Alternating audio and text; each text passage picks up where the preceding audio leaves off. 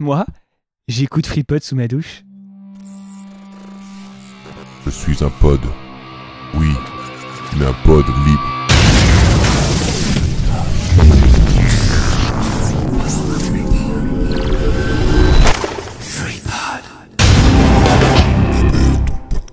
Salut, c'est Xavier. Ce soir, je vais vous présenter un produit dingue. Un produit formidable. Ce produit, c'est la gratuité.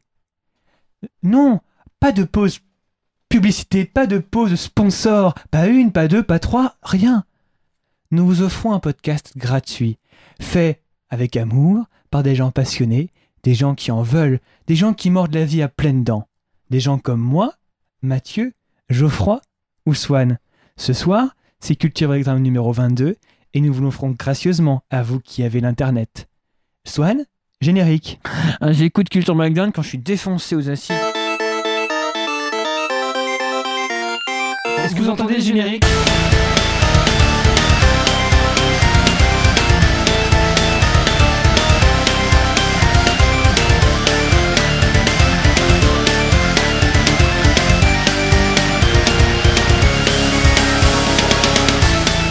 Bonsoir à toutes et à tous, ce soir c'est Culture Breakdown, le numéro 22 de Culture Breakdown en live. C'est génial. Stop, on avait dit qu'on faisait une émission de carré ce soir. D'accord. Alors tout de suite on se calme. Voilà. D'accord. Comment allez-vous tous ? Swan ? Ça va ? Il est tranquille Swan, il est pépère, il va trop bien. Et toi Mathieu ? Moi ça va pas très bien, je suis encore un peu possédé par mon alpaga en fait. Attends, alpaga, sors de ce corps. Voilà. Ça va être compliqué, ça va être compliqué à gérer ça. Geoffroy, comment vas-tu ? Et moi ça va très bien, on a une ardoise donc on devrait plus avoir de quiproquo pendant l'émission, ça va être trop bien. Ça va être pas mal et moi je vais très bien. Alpaga, casse-toi, putain. Voilà, moi je vais très bien, moi c'est Xavier et je vous salue. J'espère que vous allez bien. On s'excuse un petit peu pour le bordel du dernier épisode, il était assez dur à suivre, moi je l'ai réécouté et c'était pas évident. On espère que le petit épisode de fin avec l'écureuil, le panda et l'alpaga vous a plu. Hein, ça a été fait avec passion, hein, comme d'habitude. C'était pour une pote de Swan d'ailleurs, je sais pas si on l'avait dit. Et Si, d'ailleurs, est-ce qu'il y a eu des notes ou des trucs, elle a été évaluée là-dessus Pas encore. Je pense qu'elle va le mettre de côté et qu'elle va essayer de trouver quelque chose de mieux. On va suivre le dossier. On va suivre le dossier. On vous relaiera les infos semaine après semaine via le compte Twitter. More as the story develops. Exactement. Déjà peut-être des petits messages déjà. Donc on a bien fêté nos 1 an, hein, évidemment. On a fait une soirée une nouba d'enfer. Sur Twitter. Sur Twitter, hein. C'était dingue. C'était assez ouf. Hein. C'est la tristesse. Il y a des gens qui ont fini dans leur bain. Exactement. Franchement, c'était ouf. Ah oui. Sinon, Swan n'est pas dans son bain. Désolé. Hein, on sait tous que vous auriez aimé le voir dans son bain. Malheureusement, non, c'est pas possible. Mais le bain est juste derrière, donc on peut éventuellement s'arranger. Sinon, samedi 3 mars au soir, soirée cinéma au Max Linder. Avec la trilogie Evil Dead. Donc organisé encore une fois par David Brage de Bragelon, de Fantasy.fr, de l'agence Twiggy, et c'est essentiellement pour ça que vous le connaissez, avec peut-être un peu, enfin on vous donnera sûrement un coup de main, donc si vous nous voyez avec des gilets jaunes, il y a peut-être quelque chance que ça soit nous, entre les mecs de Polygeek, les mecs de l'apéro du Capitaine, de Basincast, etc. Donc on sera sûrement là-bas, et on vous en reparlera au prochain numéro de toute façon. Donc Evil Dead avec Bruce Campbell. Voilà, on va peut-être passer tout de suite oui. On a un Tumblr aussi. On a un Tumblr, culturebreakdown.tumblr.com. KULTURBREAKDOWN.com. À quoi il sert ? On ne spamme pas, on poste des liens, hein, selon notre motto régulier. Hein. Voilà, on poste des images, des vidéos, des citations, des articles, des news. Tout ce qu'on fait pas dans le podcast en fait. Voilà, qu'on ne fait pas dans le podcast parce que ça prendrait vraiment beaucoup de temps. On le fait donc sur Tumblr. On va passer tout de suite au sommaire. Donc ce sommaire, tout de suite on va voir un dossier avec Mathieu qui nous parlera de Nicolas Winding Refn. Donc il nous parlera de cette cinématographie, il nous parlera du personnage, il nous parlera de ses différents films et de ses différentes inspirations. Ensuite, en cinéma, nous parlerons de Sherlock Holmes 2, nous parlerons de Sunny, Let the Bullets Fly, nous parlerons aussi de Millennium, j'avais un peu zappé, effectivement, Millennium. Ensuite, en comics, nous vous parlerons de The Goon. Mathieu vous parlera de The Goon. Mathieu vous parlera de Prophète. Mathieu vous parlera aussi Ah, tiens, il manque History of Violence. History of Violence. Xavier vous parlera de ses partiels. Je vous parlerai de mes partiels que j'ai merveilleusement bien réussi, hein, évidemment. Ensuite, je vous parlerai de Superior, la fin de Superior, et je vous parlerai de The Mystery Play. Et en série de quoi on vous parle? On vous parle de Tiger and Bunny. Tiger and Bunny et Welcome to the NHK. Voilà. Tout de suite, je pense qu'on peut envoyer le jingle dossier Swan. Il est donc Swan. Swan, il est sous crack, Swan.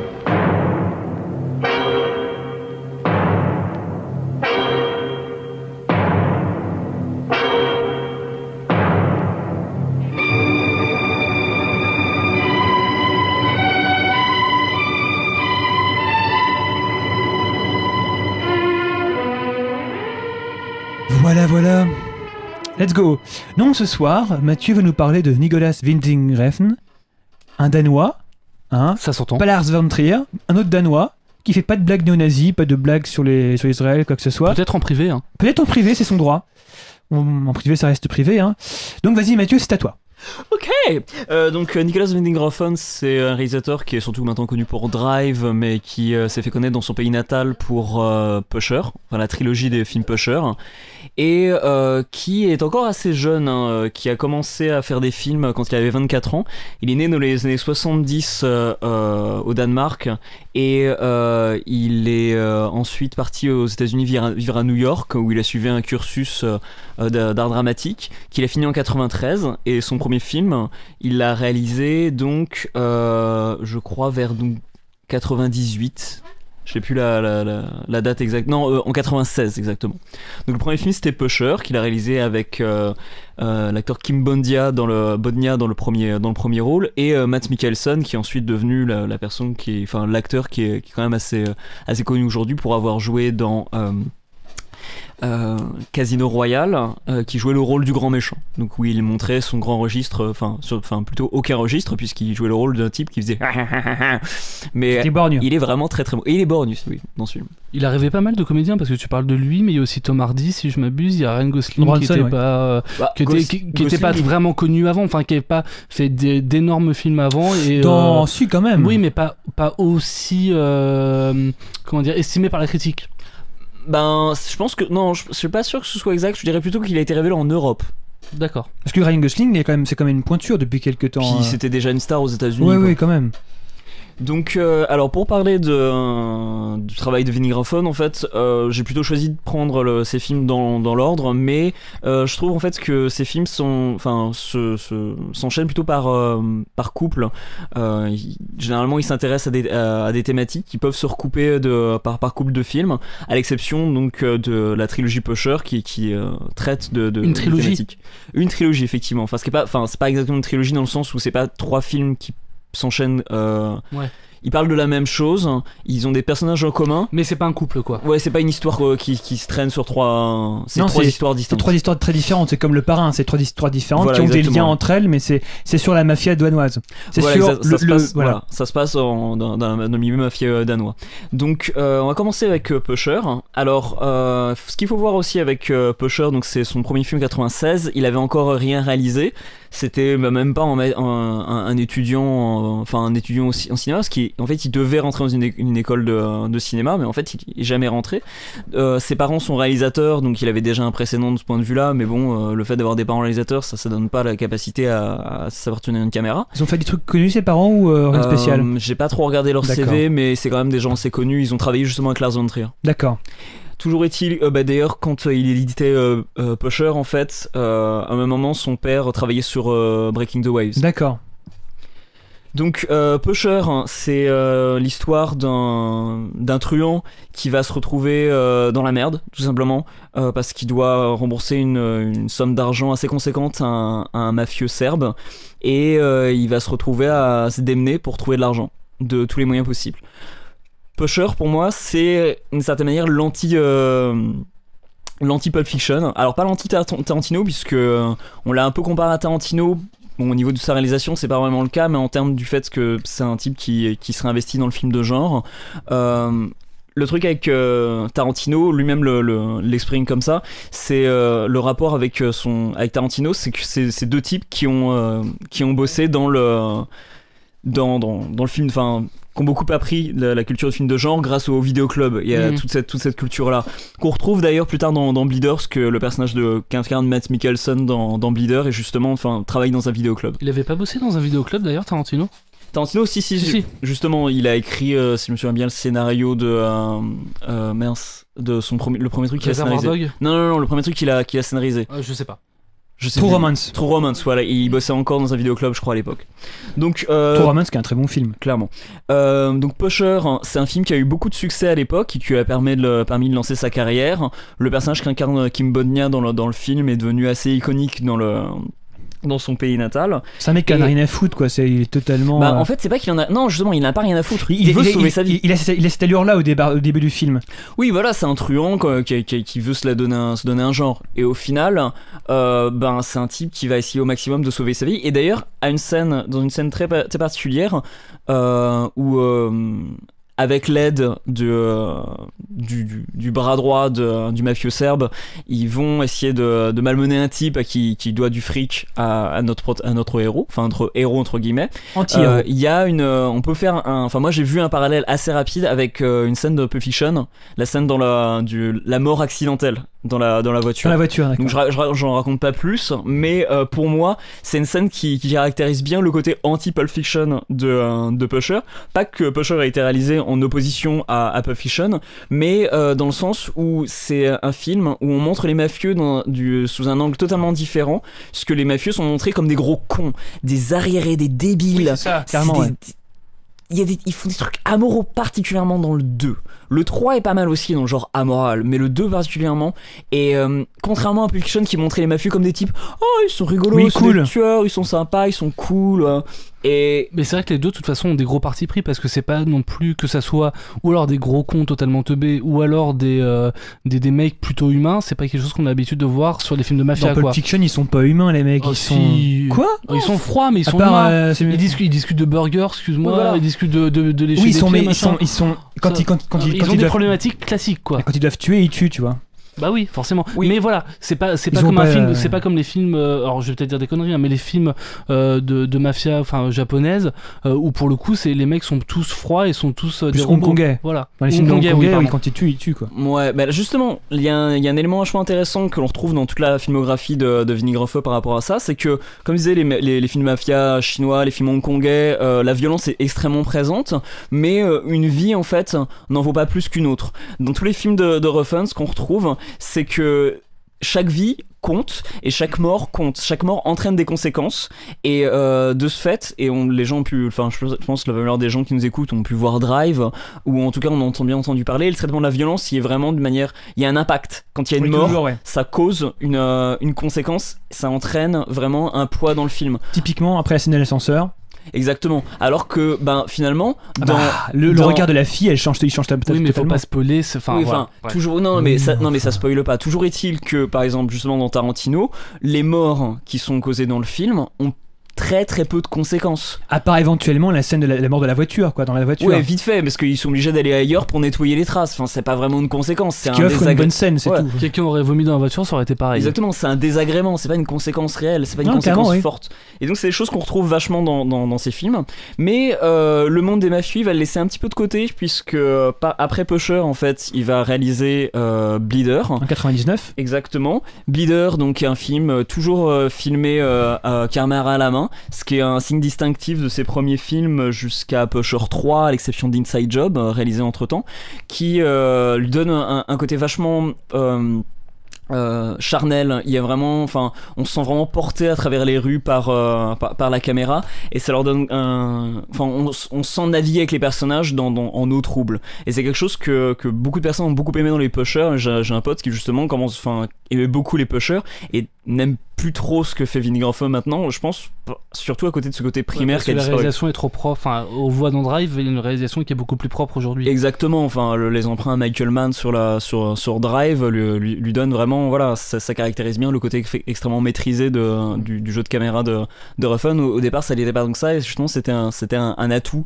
pour rentrer dans l'univers de ces personnages. Donc Bleeder, c'était un style totalement différent, c'était du drame avec deux histoires parallèles, d'un côté la quête donc de personnages joués comme Matt Mikkelsen qu'on voit dans Pusher avec on le voit déjà dans le 1 qui a des gros biscottos, alors que dans Bleeder il est tout sec, c'est censé être un mec extrêmement timide qui travaille dans un vidéoclub et qui donc essaye de sortir avec une nana qui travaille dans un kebab local. Et à côté de ça, les problèmes de couple rencontrés par un des personnages qu'on rencontrait, un acteur qui était déjà dans Pusher et qui vient de se marier et dont sa compagne va avoir un enfant et qui a beaucoup de mal à admettre le fait qu'il va devenir père. Et c'est un film en fait qui entraîne par la suite le travail que va avoir Ruffin avec Hubert Selby Jr., parce qu'on retrouve déjà cette atmosphère propre au roman de Selby Jr. qu'on retrouvait aussi quand même bien malgré tous les défauts de ce film dans Requiem for a Dream de Aronofsky, c'est-à-dire les personnages à la dérive qui au-delà du côté de l'atmosphère mafieuse et du contexte mafieux de Pusher vont tous plonger encore un peu plus loin dans la déprime et surtout dans l'autodestruction, particulièrement pour le type qui a du mal à assumer le fait qu'il va devenir père. C'est quand même, la fin est quand même très violente et plutôt amorale. Violente, oui, d'accord. Tant au plan graphique que psychologique, à tous les niveaux. Il se passe un truc et moi j'étais genre devant l'écran en me disant genre oh putain ils vont pas faire, oh c'est horrible. D'accord. Non. On n'en dira pas plus. Mais c'est pas très graphique, c'est juste amoral, quoi. D'accord. Juste entre guillemets. Donc par la suite, donc il est parti aux États-Unis réaliser Inside Job, donc avec en collaboration au scénario Hubert Selby Jr., donc le romancier, et au son Brian Eno, donc ce qui est pas rien du tout, Roxy Music et tout ça, le père de la musique ambiante et un des révolutionnaires musicaux de ces 20 dernières années. La musique de Windows c'était lui, si vous avez jamais entendu quelque chose de lui, mais en fait si vous avez entendu la musique de Windows. Bref, toujours est-il que donc il bosse sur ce merci. Donc il bosse sur ce film qui a des côtés vachement lynchiens. Donc c'est un film avec John Turturro réalisé aux États-Unis avec pas mal de moyens, où John Turturro en fait incarne le rôle d'un gardien d'un mall dont la femme a été tuée et qui essaye de résoudre en fait ce qu'il pense être un mystère autour de la mort de cette femme.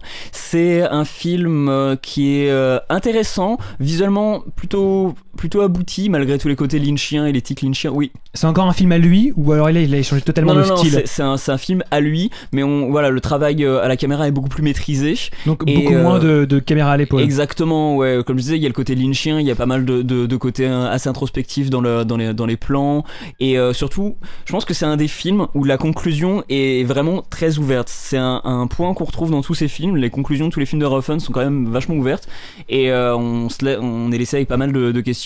Là pour Inside Job on est laissé avec quand même pas mal de questions. C'est un film assez insatisfaisant en soi et Ruffin le considère comme un film où c'est pas chier dessus, mais c'est un film dont il est pas très très fier. Mais le film est bon? Le film est pas mal. Le film est pas mal. Il est pas parfait, mais on retrouve déjà des éléments qu'il va explorer avec plus de maîtrise dans Valhalla Rising. Est-ce qu'on peut dire que c'est son Alien 3? Non, moi je fais pas de comparaison avec Fincher, je me souviens pas du tout d'Alien 3. Non, je veux dire, il a fait ce qu'il voulait sur ce film. Oui, il était maître de son avis. Il a fait ce qu'il voulait, mais c'est juste qu'au final ça a été un four et il en est pas très fier. Ah, il a pas marché. Ah, totalement. En fait, Bleeder et Inside Job ont été ont causé des grosses pièces financières pour lui, ce qui produisait en partie ses films, donc il s'est retrouvé avec pas mal d'argent à rembourser. Et en fait, c'est pour ça qu'il a fait Pusher 2 et 3 parce qu'il avait besoin de fric et c'était pour lui une manière assez sûre de faire de l'argent. Parce que Pusher ça avait été un phénomène. Ça a été un gros succès, ouais. D'accord. Et il a été diffusé en Angleterre. À la base, il n'y avait pas de diffuseur. Il a été diffusé dans un festival anglais. Il y a un mec en Angleterre qui a fait genre ok, je prends les droits. Et il a rencontré du succès à l'extérieur. Mais c'était pas gagné d'avance. Le mec était inconnu malgré ses parents qui étaient déjà dans le milieu. C'était pas et c'est le premier film qu'il réalisait à 24 ans. Mais oui. Ouais, voilà, ça change rien, quoi.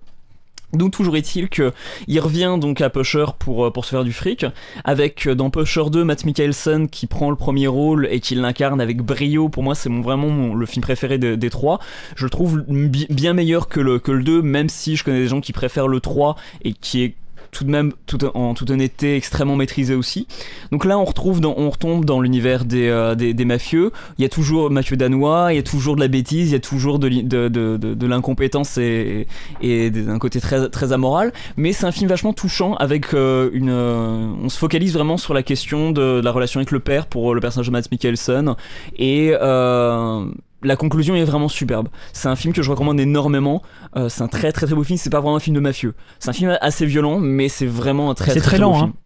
Le 3 l'est beaucoup plus. D'accord. Le 3 avec dans le premier rôle un mec qui a joué dans pas Festen mais je crois Les Idiots, Zlatko Buric, qui est un putain d'acteur. Les Idiots, c'était de Von Trier. Je crois, ouais, si je dis pas de bêtises. Et ouais, confirmation de Swan. Lars von Swin. Swam. Merci. Swan. Un peu de latin. Non, exactement. Non, pas vraiment. Continuez les bras. Continuez. Merci. Donc Pusher 3, donc qui est un film vraiment beaucoup plus atmosphérique avec une conclusion que moi j'ai beaucoup de mal à supporter, qui est quand même très violente. Où là, ça arrive à la conclusion où ça devait arriver, mais d'une manière quand même assez, enfin c'est vraiment radical. C'est une preuve que on peut faire des suites et s'en sortir quand même et dépasser largement le premier qui était quand même très très bon. Donc pour ce qui est de la trilogie des Pushers, c'est pratiquement à sans faute. Sur la jaquette de ce qu'elle est vendue par 3 en France. La jaquette oui, la jaquette. Jaquette. Quoi, pourquoi on dit pas Jaquette, pardon. Sur la jaquette de l'édition française, je crois qu'il comparait à Scorsese et Tarantino. Bon, il y a rien à voir avec Scorsese et Tarantino. Mais c'est des films très maîtrisés. C'est vraiment je dirais pas des chefs-d'œuvre, mais c'est déjà, enfin, pour un début de carrière. En même temps, tu détestes Tarantino, toi?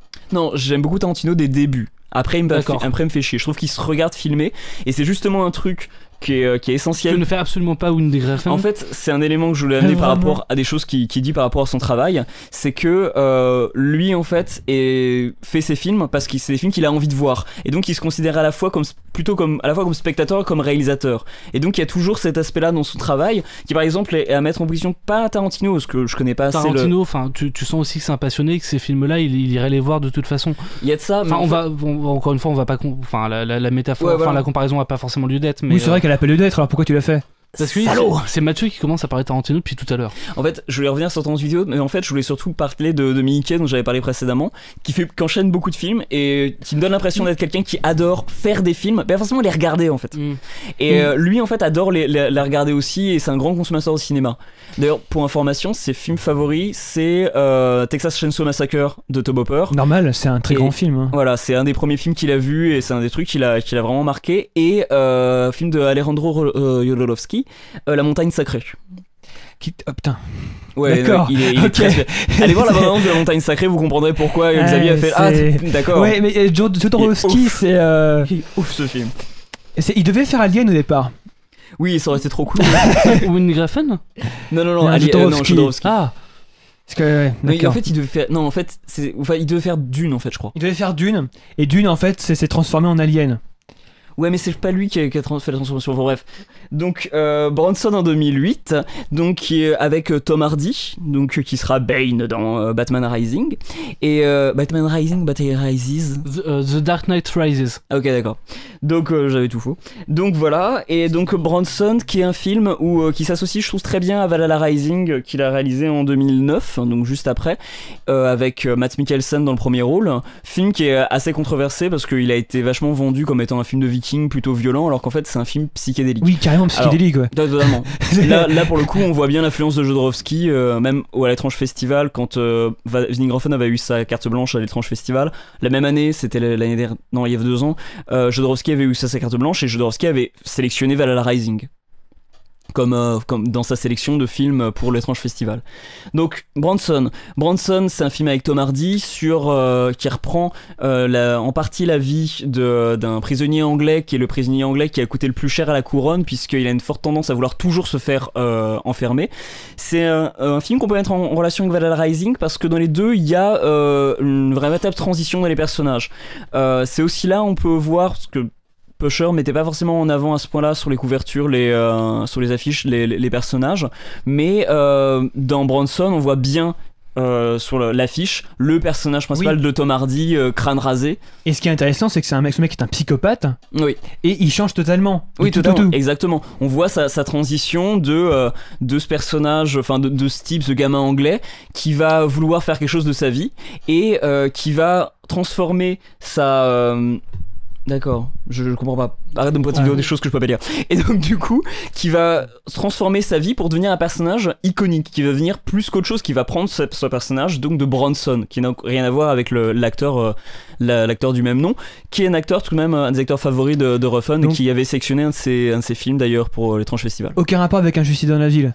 Il y a un rapport, mais je saurais pas le défendre parce que j'ai jamais vu Injustice dans la ville. D'accord. Le 2, le 2 ou le 3 ou le 4? Je sais pas. D'accord. Donc toujours est-il que Bronson, donc ce qui est intéressant avec le personnage, c'est que comme dans Valhalla Rising, c'est des personnages qui sont iconiques. C'est-à-dire qu'ils deviennent plus qu'ils ne sont, et c'est justement le but du personnage dans le film. C'est-à-dire que il va se servir de la violence et il va sculpter en fait son corps et l'utiliser à des fins violentes pour faire de sa vie une sorte d'art, mais ce qui va continuellement le conduire en prison et donc l'amener à sa propre autodestruction, mais faire de sa vie une sorte de spectacle incroyable. Et le film alors, il y avait quelques parallèles qui avaient été faits avec Orange Mécanique. Mais en dehors du fait que toi tu l'as vu, Xavier Branson, oui. T'as vu Orange Mécanique aussi, j'imagine. Oui. Et en dehors du fait qu'il y a des scènes avec de la musique classique qui passe et que c'est au ralenti, je vois pas trop le rapport personnellement. Il n'y a pas vraiment. Hein. Ouais, voilà. Parce que Branson est un bon film, Orange Mécanique pas. D'accord, c'était le moment controversé de Xavier. Donc on passe. Putain, j'ai jamais aimé ce film, quoi, je comprends pas. Swan dit non, mais bon, bref. Toujours est-il qu'on passe à Valhalla Rising, qui est mon film favori de Vinnie Groffon, même si, voilà, il y a pas mal de gens qui l'ont vraiment détesté. Et ça se voit vachement dans les commentaires, en fait, même de Amazon. Il y a vraiment une guerre entre les gens qui lui mettent 1 ou 2 et ceux qui lui mettent 5, quoi. Et par exemple, clairement, j'ai bossé à la SNCF et j'ai rencontré des gens. Et il y a un mec. Attends, c'est le genre de truc dont on se vante pas, s'il te plaît, d'avoir rencontré des gens. Bref. Et il y a un mec, il était à fond sur les films d'action. Genre le mec il est cinéphile mais il aime que les films d'action. Il m'a dit attends j'ai vu un film c'est Valhalla Rising, c'était trop de la merde. Et moi je lui ai fait mais tu peux pas dire ça. Il m'a dit je pensais que c'était un film viking avec des mecs qui se battaient. Et je lui ai fait comme moi hein. Mais si on regarde si on regarde les affiches pour les DVD anglais et français, elles sont toutes les deux différentes. Oui, et celles des DVD anglais on dirait 300. Ouais, clairement, ouais. C'est pas 300. Voilà. En même temps, même sur les affiches et les jaquettes des trucs français, on a l'impression que c'est un film de viking bourrin. Oui. Non mais il a été très mal distribué, quoi. Ah oui, il est très mal distribué. Il est vendu actuellement en duo avec Outlander, un film de vikings qui se battent contre des extraterrestres. Ça a juste rien à voir. Enfin bref, toujours est-il que c'est un film psychédélique, vraiment. Ruffin le décrivait en fait comme un sorte de film de science-fiction avec des vikings, avec Mads Mikkelsen, donc qui joue le rôle de le rôle de One Eye, donc guerrier totalement silencieux. Et donc le personnage de One Eye et qu'il le décrivait comme étant un monolithe. Donc c'est vraiment un film à voir comme une expérience. Il commence de manière très violente et par la suite ça devient une sorte de drone à la Sun avec vraiment une atmosphère très pesante où des guerriers chrétiens vont partir à la découverte donc dans leur guerre. Je sais pas comment dire. Ils sont à la recherche de la terre promise et en fait ils vont arriver aux Amériques. Donc c'est un film vraiment très, très particulier mais d'une beauté incroyable alors que tous les films de Ruffin pour l'instant se filmaient uniquement dans un territoire urbain. Là on arrive dans la nature et c'est filmé vraiment de manière superbe. Après on rentre ou on rentre pas dans l'atmosphère hein. Je sais que Geoffroy t'es pas rentré dedans. Alors, moi je suis pas rentré dedans et après je comprends qu'on puisse aimer. Enfin effectivement c'est très froid, il y a une vraie ambiance mais vraiment je suis pas rentré dedans. C'est vrai que sur les paysages la première partie du film est fabuleuse mais à partir du moment où il commence à traverser l'Atlantique là j'ai été largué pour le coup. Enfin il y a eu beaucoup de filtres, enfin de lumière, de fumée, de jeux de couleurs avec ces lumières là. J'ai eu beaucoup de mal à rentrer dedans. Vraiment ça m'a laissé le marbre. Voilà, c'est des choses qu'on voyait déjà dans Inside Job en fait, mais qui étaient très lynchien, qui étaient vraiment un peu référencés, qui n'étaient pas forcément encore bien maîtrisés et qui là sont vraiment propres à lui et arrivent à quelque chose de vraiment original. Donc on en arrive maintenant à Drive en 2011, où on a déjà parlé de façon extensive, mais qui pour moi amorce une nouvelle phase dans son travail par rapport au film qui va sortir en 2012, Only God Forgives, qui sera aussi avec Ryan Gosling. D'accord. Et qui pour moi enclenche la partie du mythe américain en fait, parce qu'après avoir traité des personnages mythiques qui transcendent leur personnage charnel, leur personne charnelle, là on en arrive au mythe américain et à son exploration. Donc Only God Forgives qui sera un western avec Ryan Gosling toujours. Voilà, et Drive donc où Ryan Gosling incarne un peu la figure du héros sans nom. Ouais, du héros sans nom au grand cœur. Voilà, exactement ça. Mais Donc- d'ailleurs, il pervertit un peu le mythe. Totalement. Mais en fait, ce qu'il lui-même l'expliquait en fait par rapport à son travail, c'est qu'il fait du film de genre mais perverti. Et c'est ce que beaucoup de gens, je pense, ont aimé dans Drive, c'est que c'était du film noir, hein, enfin néo-noir, hein, avec des éléments que beaucoup de gens connaissaient, mais avec son style. Et donc du coup, ça partait dans un territoire connu, tout en explorant, tout en montrant une facette plutôt originale. Ceci dit, pour moi, Drive, c'est un très bon film, mais c'est clairement pas son meilleur. Hein. Je vous invite vraiment à voir d'autres choses, mais pas forcément directement à passer à Valhalla Rising, parce que c'est vrai que c'est un film très expérimental. Surtout pas. Moi, j'ai fait l'erreur de commencer Wind Waker par Valhalla Rising en allant le voir en salle à l'époque et faut pas, ou alors faut savoir ce que c'est quoi. Exactement. Wind Waker. Allez-y en connaissance de cause, quoi. Et donc en 2014, il prévoit de faire un remake de Logan's Run, alors que justement il pensait ne jamais faire de remake, mais bon. Toujours est-il qu'on peut conclure cette partie, ce dossier sur Nicolas Winding Refn en disant que c'est un réalisateur qui est encore en plein développement et qui avance toujours vers de nouveaux territoires, et en soi c'est un mec très intéressant justement parce que ses films sont quand même très variés par rapport à ça, même s'il y a des éléments qui reviennent. Je pense qu'on pourrait pas vraiment dire qu'il explore des thématiques régulièrement, mais justement il en change, mais il y a toujours un style qui se développe et qui en fait un réalisateur que moi je trouve vraiment passionnant. Il y a Barberousse qui demande si ça sera un remake de Dieu pardonne, moi pas, de Bud Spencer et Terence Hill. Non, rien à voir avec ce rock classique du cinéma italien. Mais toujours est-il qu'il y a... Faudrait qu'on les invite, Bud Spencer et Terence Hill. Ce serait trop cool. Et donc le futur de Winding Refn, donc Logan's Run et Only God Forgives, mais aussi peut-être la télévision. À l'époque de Pusher, on l'avait contacté pour adapter Pusher en série aux États-Unis. C'est tout récemment on a appris qu'il avait proposé donc pour l'équipe de Doctor Who de réaliser un épisode ou deux. De réaliser ou d'écrire ? De réaliser, je crois. D'accord. Et donc du coup. On lui a refusé, mais il aimerait bien. Et il vantait justement dans l'interview de nombreuses fois les Sopranos. Donc ce serait pas étonnant de le voir partir dans cette direction-là et d'explorer d'explorer la télévision en dehors donc des salles de cinéma. Ok, je voulais juste dire un truc. Salut Dodolis, et moi Intouchable, je suis allé le voir une fois et ça m'a suffi. Moi je peux aller voir Intouchable, ça m'intéresse pas. Moi, 7 fois. Et Swan est allé le voir 12 fois. Au moins. Puis moi j'aime pas Orange Mécanique et j'ai pas dit que c'était mauvais. D'ailleurs j'ai dit ça parce que je rigolais, mais moi j'aime pas, c'est tout. Swan, jingle ciné. La touche pas, sale pute. Est-ce que t'aboies tout le temps, petit roquet? Où est-ce que tu vas? Describe it in single words. Only the good things come in your mind. About your mother. Voilà, alors voilà. Cinéma. Je crois que systématiquement c'est la reprise que tu fais après le jingle cinéma. Toujours. Non mais bon, voilà quoi, c'est moi. Voilà, allez, Oh, voilà. Sherlock Holmes. Oui. Voilà, Sherlock Holmes de A Game of Shadows, avec donc Robert Downey Jr., Sherlock Holmes, Noomi Rapace et d'autres, réalisé par Guy Ritchie qui a fait Sherlock Holmes, Snatch, Un acte crime et botanique. Qui était un bon film. Exactement. Donc il est sorti il y a une semaine. Il est sorti mercredi là. Ouais. Mercredi dernier, donc cette semaine. Non, mercredi là, donc quand vous aurez le podcast, ça fera une semaine. Ça fera quelques jours, ça fera 5 jours. Donc c'est la suite directe du premier qui était sorti il y a 3-4 ans. 3 ans. En 2009. Regarde les notes, en 2009. En 2009, très bien. Donc le pitch, des attentats secouent toute l'Europe. Contrairement aux apparences, il ne serait pas lié au réseau d'anarchistes, mais au professeur James Moriarty. Holmes va devoir le prouver. Alors, moi je ne l'ai pas vu malheureusement. J'ai pas eu le temps. Le pitch est faible, hein. Le pitch est faible, mais ça reprend. Non, mais c'est parce que en fait c'est un film de merde. Voilà. Alors, on va pas tout de suite dévoiler l'intégralité du contenu de nos critiques. Je spoil pas, c'est un film de merde. Donc tout de suite, on va peut-être. Moi je l'ai pas vu, donc je répète.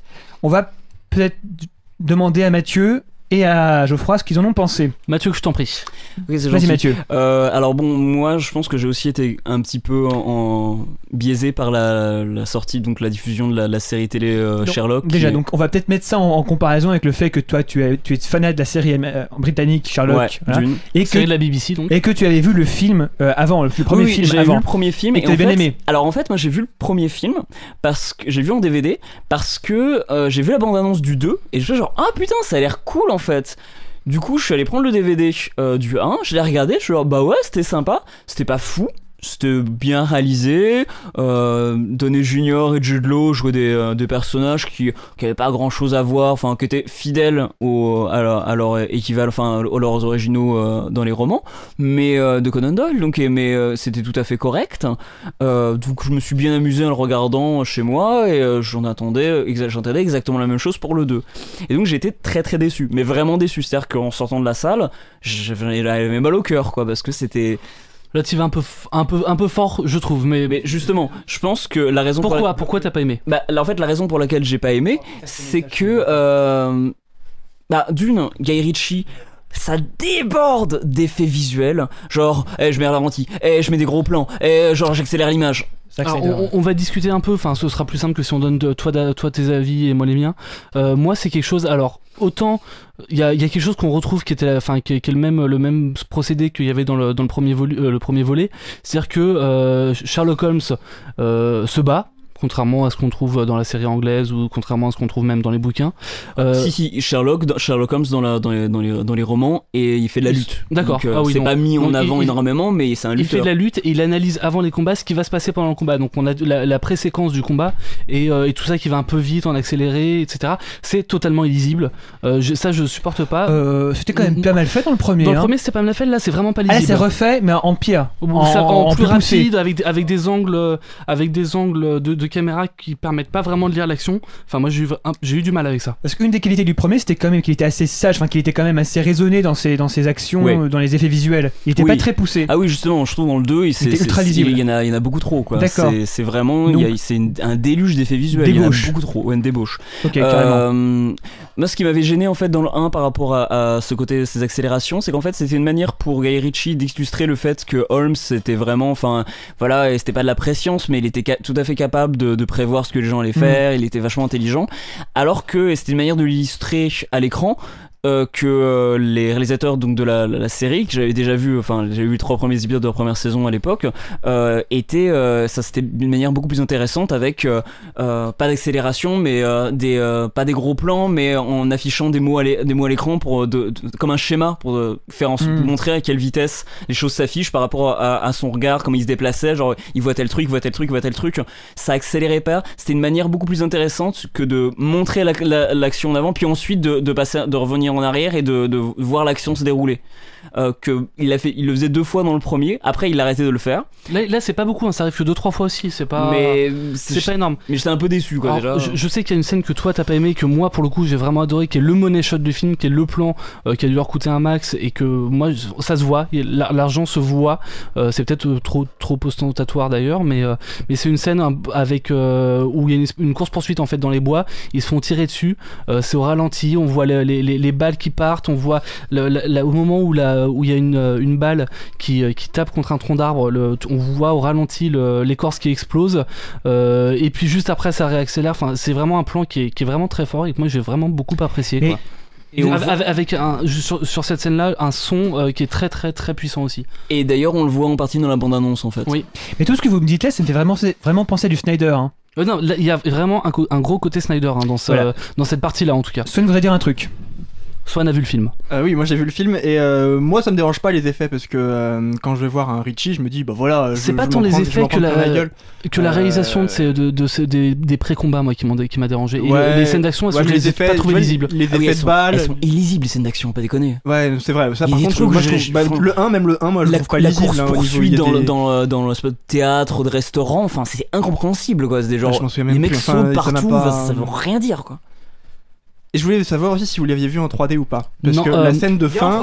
Je crois pas qu'ils sont en 3D. Non. Il est pas en 3D. Non, il est pas en 3D. Parce que la scène de fin avec les écorces, je me disais que putain, c'était fait pour la 3D. En 3D, ça aurait été magnifique, effectivement. Mais non, il est sorti qu'en 2D parce que mon cinéma passe de la 3D et il était dans la plus grande salle du cinéma, mais il était quand même en 2D. Donc a priori, c'est qu'il passe uniquement en 2D. Que de la 2D. Ouais. Ok. Par contre, apparemment, on a du mal à le trouver en VOSTF. À Bercy, il passe. Ah bah si, il passe. Et Hein. Bibliothèque François Mitterrand, le Ouais, MK2, ouais. moi qui habite un petit peu en banlieue, quoi, j'habite à 15 minutes de Paris, mais il faut que je me déplace à 40 minutes, 50 minutes. Quoi. Bon, après, c'est le même problème tout le temps. Enfin, en banlieue, on n'a jamais les films en VF. Enfin, on n'est pas non plus en. Moi, ça m'arrive rarement. C'est un autre sujet.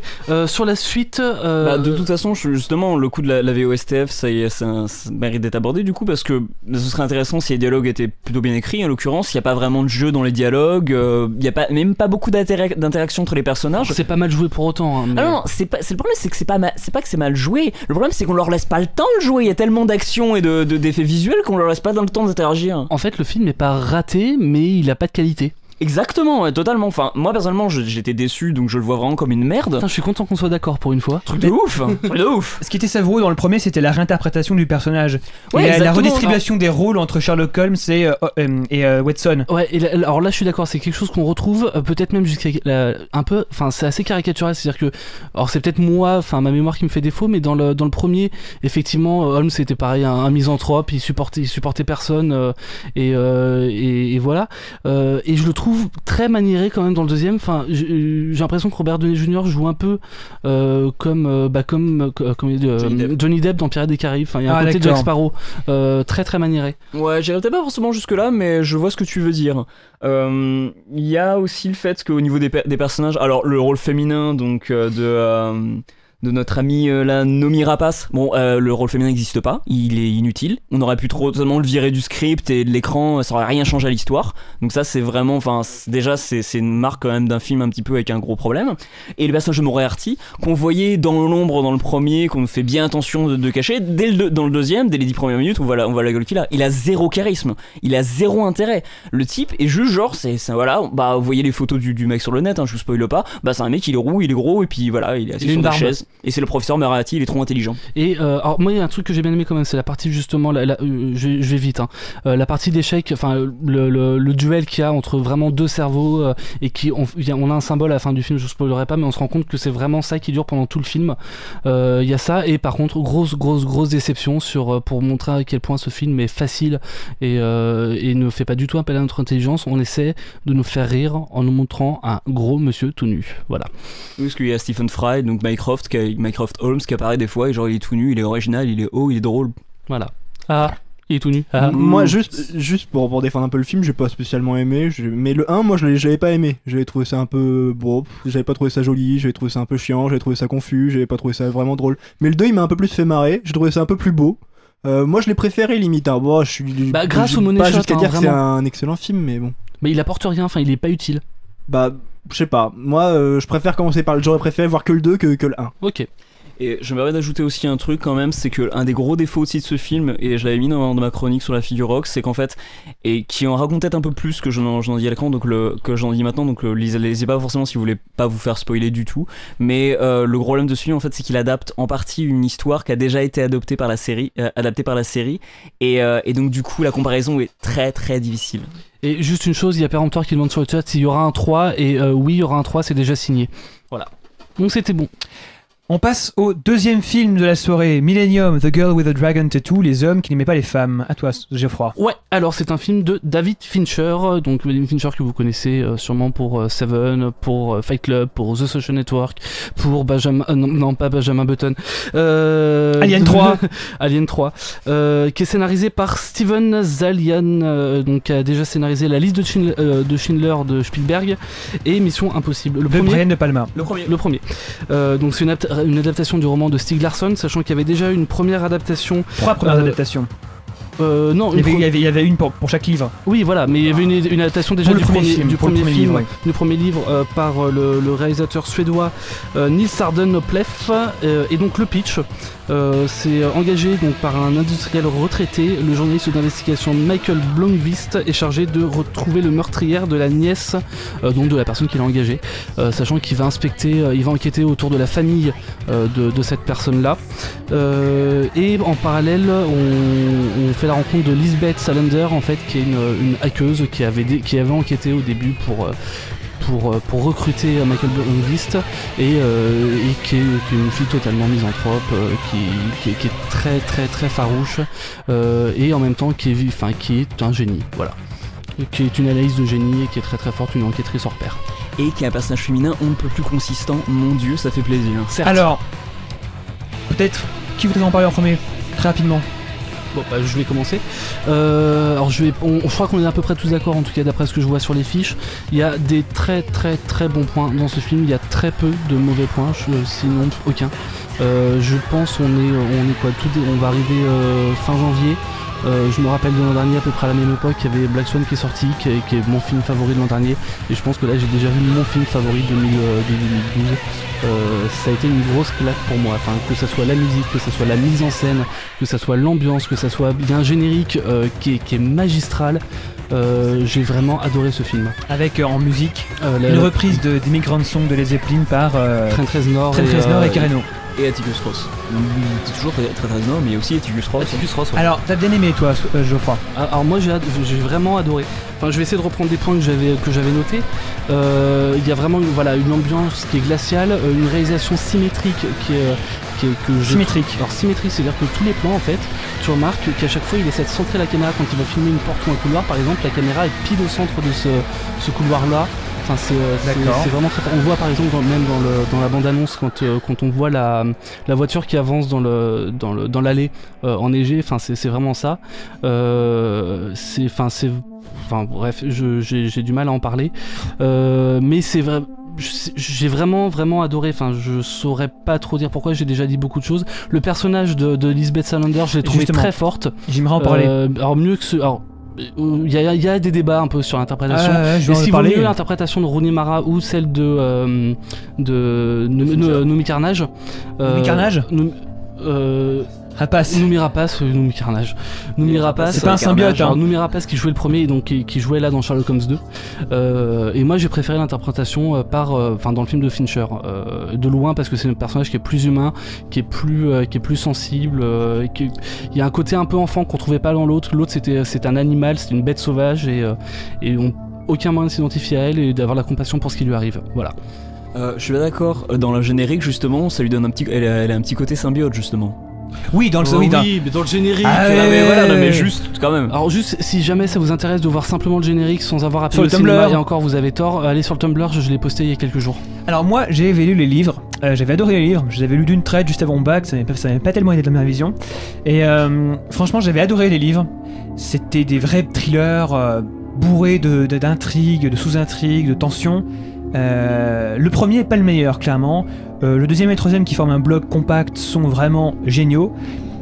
J'avais vu et apprécié les trois premiers films, donc la première adaptation du premier livre, et j'ai beaucoup aimé celle de Fincher. Je suis un gros fan de Fincher, j'aime généralement beaucoup ce qu'il fait. Il y en a deux que j'aime pas trop, mais ça je vais pas revenir là-dessus. Pour Geoffroy, c'est le meilleur Fincher. Moi, je peux pas dire que ce soit le meilleur Fincher. Pour moi, Zodiac est over the top, je peux clairement. Justifier pourquoi c'est le meilleur Fincher à mon sens? Non, t'as pas le droit. D'accord. Non, c'est un film que je trouve beaucoup plus adulte, par exemple, que Fight Club ou Seven, qui joue moins, enfin qui est moins over the top justement, où Fincher est plus mesuré et il essaie moins de démontrer ce qu'il peut faire. Enfin, je disais tout à l'heure quand on préparait un peu l'émission, pour moi c'est vraiment, je le trouve beaucoup plus mature que ces deux films-là que pourtant j'aime énormément. Hein. Alors le film est très bien rythmé, il y a quand même pas mal de petits changements par rapport au livre et par rapport aux films originaux, à savoir que, alors regarde, c'est pas un remake des films originaux, c'est une réadaptation des livres. Quand il y a beaucoup de gens, dont Swan, qui ont dit que c'était un copier-coller, c'est pas un copier-coller du tout, il y a beaucoup de choses qui changent, des petits éléments qui ont l'air de rien comme ça, mais au final ça change beaucoup de sens à l'histoire, puisque là Michael Blomqvist se retrouve avec une fille qui permet un truc en particulier dans le film, un seul truc, alors c'est un peu juste pour la création d'un nouveau personnage. Les relations avec son adjointe sont beaucoup plus développées que dans les films suédois, et le personnage de Lisbeth Salander change énormément. Dans le film et dans les livres, c'est un robot, c'est quelqu'un qui est totalement déconnecté du monde, qui ne veut pas s'intégrer au monde, et qui, lorsqu'elle a des relations sexuelles avec Michael, le fait comme un robot, il le fait sans sentiment. Et là, on a presque l'impression que il y a des sentiments justement. Non mais en fait ce qu'il y a c'est qu'elle est beaucoup plus femme. Mais on passe d'un personnage féministe et très fort à quelqu'un qui devient ultra faible. Non, pour moi on passe d'un animal à une femme. Ah mais justement moi je suis tout à fait d'accord de Geoffroy. C'est on passe à une gamine. On passe à une gamine. Non, totalement pas. Quoi? Une femme. À la fin quand elle est toute, elle aurait pu prévoir. Non, on raconte pas mais moi je trouvais que le personnage était moins intéressant. Après, c'est un point de vue, mais qui personnellement, était moins intéressant, c'est tout. je vois pas du tout. Moi, je le vois vraiment comme une femme. J'avais vraiment comme une femme. dans tout ce J'ai trouvé que développement. c'était intéressant au départ, la manière dont elle a noué une relation avec Michael. Mais après, voilà, on va pas spoiler plus que davantage, mais j'ai trouvé que c'était très différent et ça m'a pas forcément plu. Non, et puis on a vraiment pas spoilé spécialement. Enfin, ça Non. raconte pas grand chose. Non. Alors, le développement Non. des personnages m'a pas plu outre mesure. Il y a juste une chose, il y a Péremptoire qui demandait sur le chat, est-ce que le film est aussi glauque que la version suédoise? En fait, moi, j'ai pas trouvé si glauque que ça le film. Geoffroy a eu du mal. C'est vrai qu'il y a J'ai eu certaines du scènes mal qui sur sont certaines dures. scènes, ouais. Il y a certaines scènes qui sont dures, je pense que vous savez desquelles on parle. Moi j'ai trouvé beaucoup moins glauque, beaucoup moins crade que les versions suédoises. Parce que les versions suédoises elles étaient très crues. Là c'est moins cru, il y a beaucoup plus de musique, il y a beaucoup plus de son. son. Et le son a vraiment un rôle important. moi, Il j'ai y a trouvé une que scène, une scène Je justement déconnectais un peu, où je on est trouve. censé avoir un malaise, il se passe quelque chose, voilà. Et dans la salle à côté, en fait, on a quelqu'un qui passe l'aspirateur. Alors ça peut paraître tout con, mais le son de l'aspirateur, même si c'est dans la salle à côté, reste pendant toute cette scène-là. Et c'est seulement, et on comprend pas d'où vient ce son très grave, qui reste, qui est assez profond. Et c'est simplement après, quand il y a un des personnages qui sort de la salle, qu'on se rend compte qu'il y avait l'aspirateur qui jouait. Donc là, l'aspirateur s'arrête, on se dit ah mais c'était ça en fait, c'est pas simplement ce qu'on a vu, c'est le son a un rôle très très important dans le film. Mathieu. Xavier, t'as vu la version suédoise? Oui. C'était surtout la musique classique c'était orchestral, non? Oui. Voilà, la grosse différence, voilà, bien sûr, c'est Trent Reznor, c'est Nine Inch Nails, C'est de l'électro. Surtout c'est de l'industriel, c'est-à-dire c'est du rock fait d'une manière avec du sample, avec voilà du traitement informatique à mort. Et d'ailleurs par rapport à la carrière de Reznor, pour ceux qui connaissent, moi je trouve franchement ce qu'il a fait au niveau musical, ça se rapproche pas mal de ce qu'il a fait sur The Fragile. D'ailleurs aussi petit remerciement pour Reznor qui place des groupes très cool dans sa BO, Et qui notamment. place des t-shirts de Nine Inch Nails dans le film. Ouais, voilà. Alors c'est pas plutôt juste un. Non, c'est un t-shirt. t-shirt, de Nine un Inch seul Nails. t-shirt. Alors toujours est-il que je crois que quand ils sont dans un club indus, ils écoutent un club goth, ils écoutent du Clone of the Mox. Cette scène d'ailleurs, Dans dans le club, Ouais. elle est inutile. Non, elle est cool. Elle est mal foutue avec des fonds duo noirs par dizaines. J'ai trouvé que c'était illisible. J'ai trouvé ça vraiment malhabile. En même temps, la scène elle dure super pas, Ouais. enfin, elle dure pas Moi longtemps ça m'a un du peu tout, quoi. déconnecté. Elle dure 15 secondes, 20 secondes peut-être. Enfin bref. Ouais, tout ça pour dire qu'il y a du coma aussi dans le film et c'est cool et on entend un quart de seconde mais c'est vachement cool. Et il y a aussi du Ulver et ça je trouvais vraiment génial qui foutent des groupes comme ça qui sont pas très très connus. Un groupe suédois inconnu, un groupe norvégien inconnu qui balance dans la BO. Je remercie Trent Reznor. Merci Trent passer Reznor. Culture Breakdown dans la BO, ça aurait été sympa aussi. Non, Ulver c'est beaucoup Giga mieux. Laser dans Non, la BO. Ulver c'est beaucoup mieux. D'accord. Ulver c'est beaucoup mieux. Giga Laser qui fait notre générique, hein. Enfin, autant faire un peu sa pub de temps en temps. Qu'est-ce qu'on peut dire d'autre? Sinon, le film, alors la musique, le score fait 2h08 pour un film de 2h38 minutes. Enfin voilà, c'est assez énorme. Génial. C'est assez énorme. Non, C'est pas forcément génial, mais en tout cas ça résume bien le Et puis, il y a le beaucoup- traitement de la musique, quoi. Dans le score, il y a beaucoup de musique d'ambiance Ambiance, très douce, ouais. très douce avec des notes qui monte en peuvent- tension parfois. Ouais, T'as qui des monte en grosses. tension, mais parfois on peut avoir juste une note qui dure pendant 10, 15, 20 secondes et rien d'autre. Enfin, c'est pas uniquement des morceaux, des mélodies pendant 2h08. Hein. Alors cependant, ne vous me prenez pas parce que moi j'ai beaucoup aimé le film. C'est une très bonne interprétation du livre parce qu'il y a des choses qui changent, il y a des choses qui C'est sont une ajoutées. interprétation. C'est une nouvelle interprétation, c'est un bon film, c'est pas mon Fincher préféré, ça reste un film de qualité. Il est très rythmé, il est long mais il est très rythmé. J'ai pas eu le temps passer, je me suis pas emmerdé une seule minute. Exactement pareil, 2h30 de film et Et c'est aucun full, hein, ennui. c'est pas que Et c'est pas pareil, que et c'est je l'ai full. vu 2 fois. Moi je l'ai vu 2 fois et je me suis pas ennuyé. Et Swan 3 fois. Voilà. Donc voilà, franchement, allez-y, c'est du tout bon, je vous Ouais, le conseille. Grosse recommandation. J'ai eu ouais. quelques réserves, mais franchement j'ai bien aimé. Ouais, très très bon film. On passe au film japonais ou asiatique, coréen. Et film asiat. T'as pas ton jingle spécial, Xavier? Shoryuken. Shoryuken. Oh putain. Pardon. Hadouken. Swan, si tu veux rajouter ça au montage, ça serait cool, hein, un petit Shoryuken. Sonic Boom. Ok, donc Sonic Boom. merci. Alors la semaine Yoga dernière. Fire. Ta gueule. Yoga Flame. Oh putain. Putain, il met. Shoryuken. Waouh.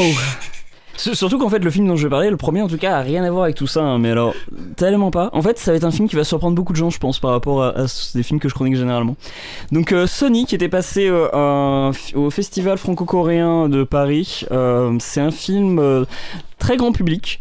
D'origine coréenne réalisé par Kang Young-chol et qui dure 124 minutes. C'est un petit mélange de drame et de comédie. Je trouve plus de comédie même s'il y a quand même des bons éléments dramatiques. C'est une tranche de vie? Non, Du tout, rien à voir. En fait, ça raconte. Alors, je donne vite fait les noms des actrices principales. Yoo Ok-jung qui joue donc Nami, qui est la protagoniste, et son équivalente jeune, qui est jouée par Sim Eun-kyung, et le personnage de Chon-hwa qui est interprété par Jin Il-kyung et qui est joué dans la version, dans son alter ego jeune par Kim Min-young.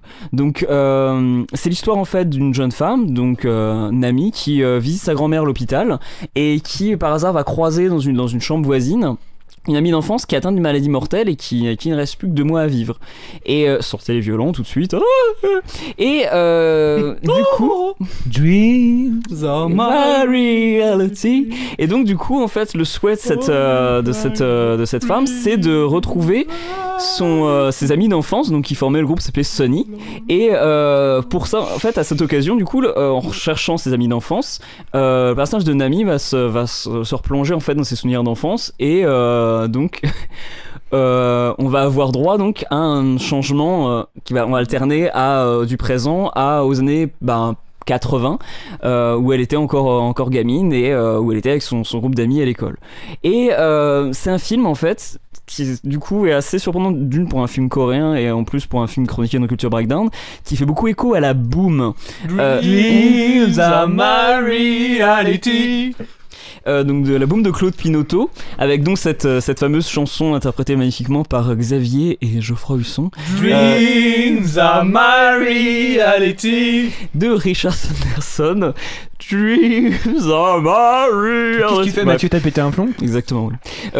Donc le film est mentionné, la Boom est mentionnée dans les dialogues du film, et l'héroïne a effectivement une coupe, voilà, c'est la coupe de Sophie Marceau dans la Boom. C'est vraiment très proche de ça. Ceci dit, c'est pas un remake de la Boom version coréenne, il y a vraiment rien à voir, il y a pas de vengeance non plus, hein, absolument pas. C'est un film très très mignon sur l'enfance, les liens amicaux, et aussi l'image que les enfants ont d'eux quand ils sont enfin voilà, à leur âge, et ce qu'ils deviennent par la suite. C'est un film très touchant, vraiment très très bien réalisé. Il y a une alternance entre les scènes avec les enfants et avec les personnages adultes, et c'est très très fluide. Il y a vraiment aucun souci de compréhension au niveau de ce changement d'époque, alors que c'est pas évident à gérer. Les actrices sont toutes vraiment en place, leur jeu est vraiment parfait. Dans la place. Si la famille. Si la famille. Le jeu des enfants un petit peu est un peu hyperactif par moment, mais ça donne des scènes comiques vraiment savoureuses, comme une scène à un moment, le premier affrontement entre le gang de gamines, et une scène qu'on peut voir d'ailleurs. Alors tout le film d'ailleurs est visible sur YouTube en plusieurs parties.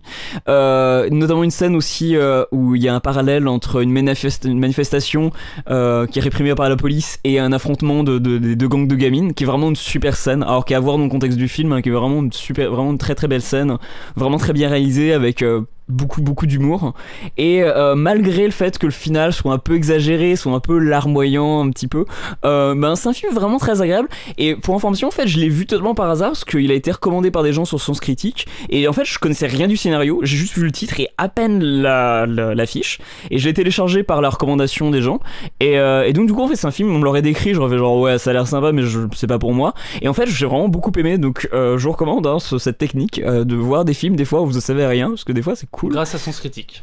Merci Sens Critique. Vive Sens Critique. Et donc le deuxième dont je vais parler, c'est pour rattraper le manque de films asiatiques de la dernière fois. Let the bullets fly. Avec Chow Yun-fat, putain, Chow Yun-fat, qui était donc dans tous les films de John Woo qui étaient cool quand il était à Hong Kong.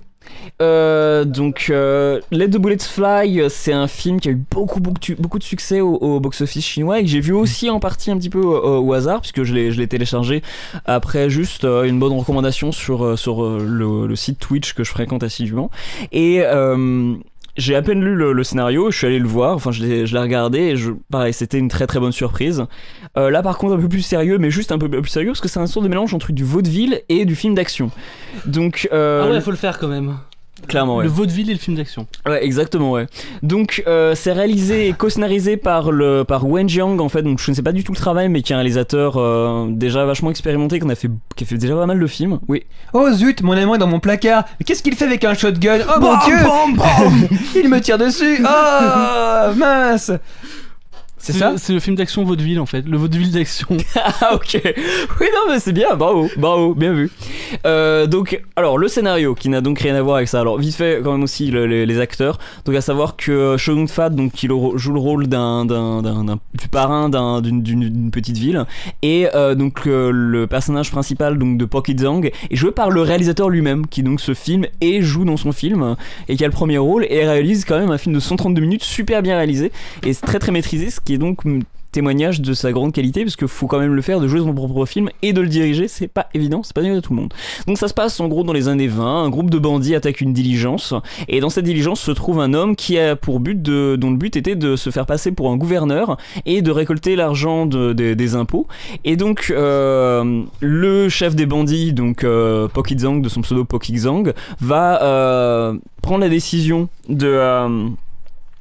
plutôt de lui de se faire passer pour le gouverneur, de prendre avec lui le mec qui voulait se faire passer pour gouverneur et donc déjà ça commence déjà le jeu des faux semblants et des inversions de rôle et tout et va arriver dans la ville où la ville qui est déjà aux mains de Chow Yun-fat et qui n'a pas de flingue par contre, hein, qui ne descend pas des rampes, des amants dans les placards.